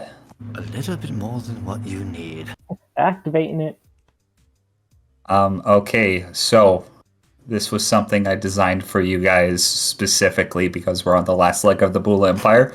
I want everybody to roll me, this is going to sound weird, a 1d3. Okay. Does this count for Seox as well? This counts for all players. 1. Oh, okay. 3. 1, 3. 3? 3.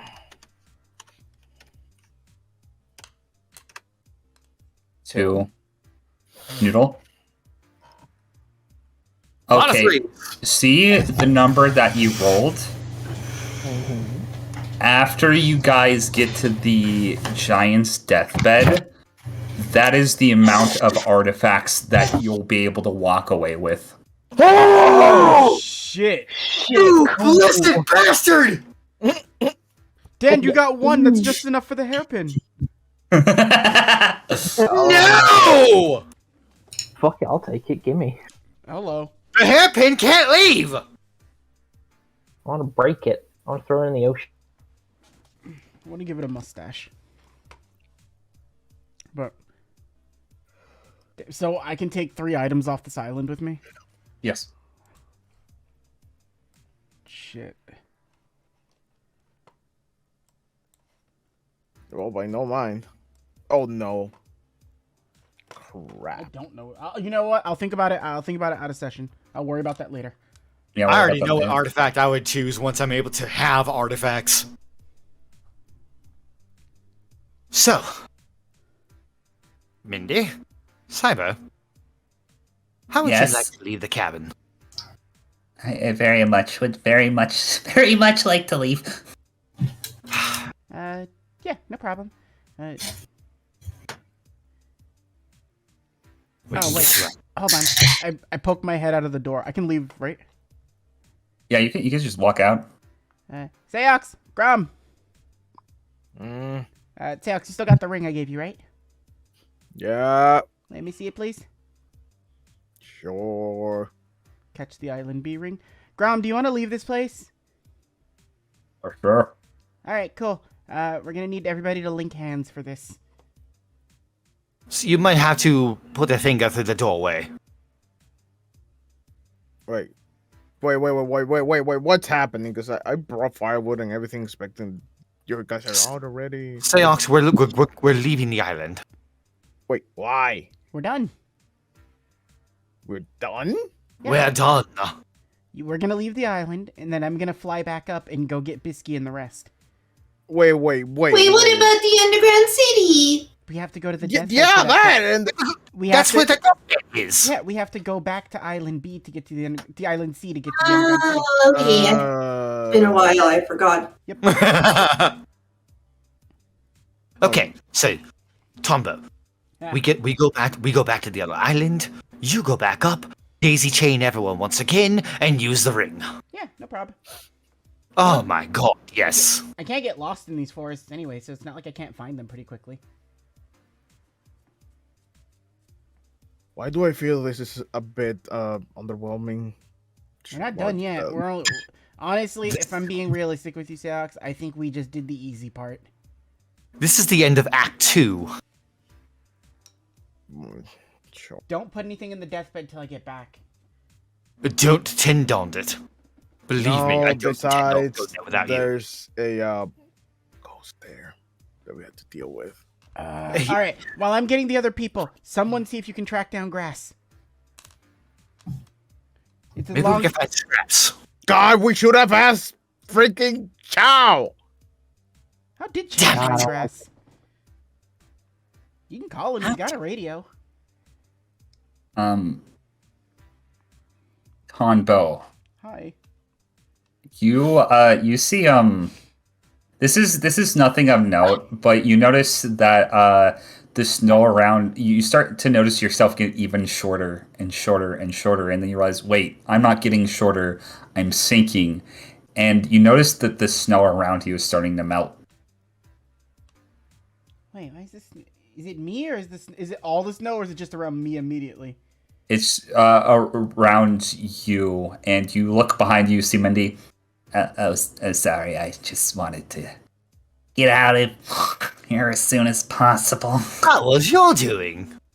Yes, I can control the weather, but involuntarily. That is rather interesting. My mother hates me. Oh. I am so sorry. Tombo looks at everybody in this room, and then just like looks towards it, like, I really can't empathize with anybody here about their parents. Oh, my mother was amazing. Oh, thank God. It's the same mother.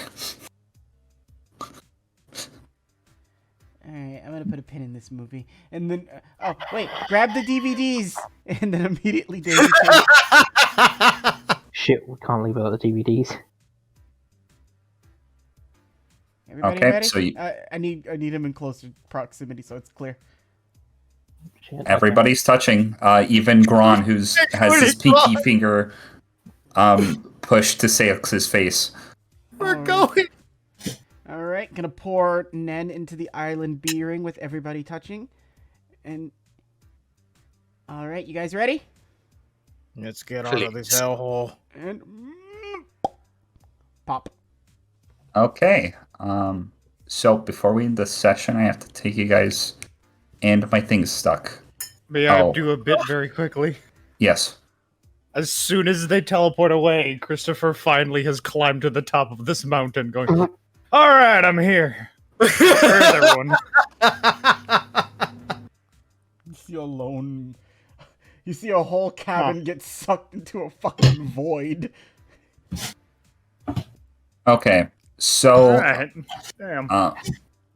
as I load back into the game, I'm gonna try to take you guys to the right map.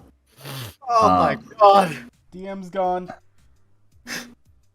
So, Everybody's level 20. as you guys are teleported back to Island B,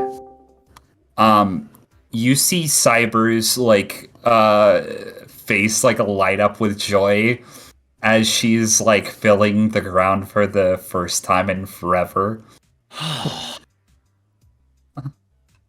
That was deceptively easy. You see? A promise is a promise. Don't worry, it's about to get harder.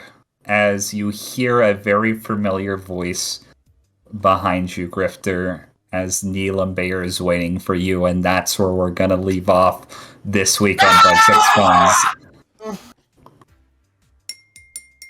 Oh goody, trauma. Hell yeah. The question is... That was fun. God, I forgot he's hot. I return to Bug 6 Bones. It's been a while. Yeah. I'm gonna put us on the BRB... Oh, sorry, go ahead. Yeah, I was just saying, like, thank y'all for coming. We're very excited. I missed this party so much.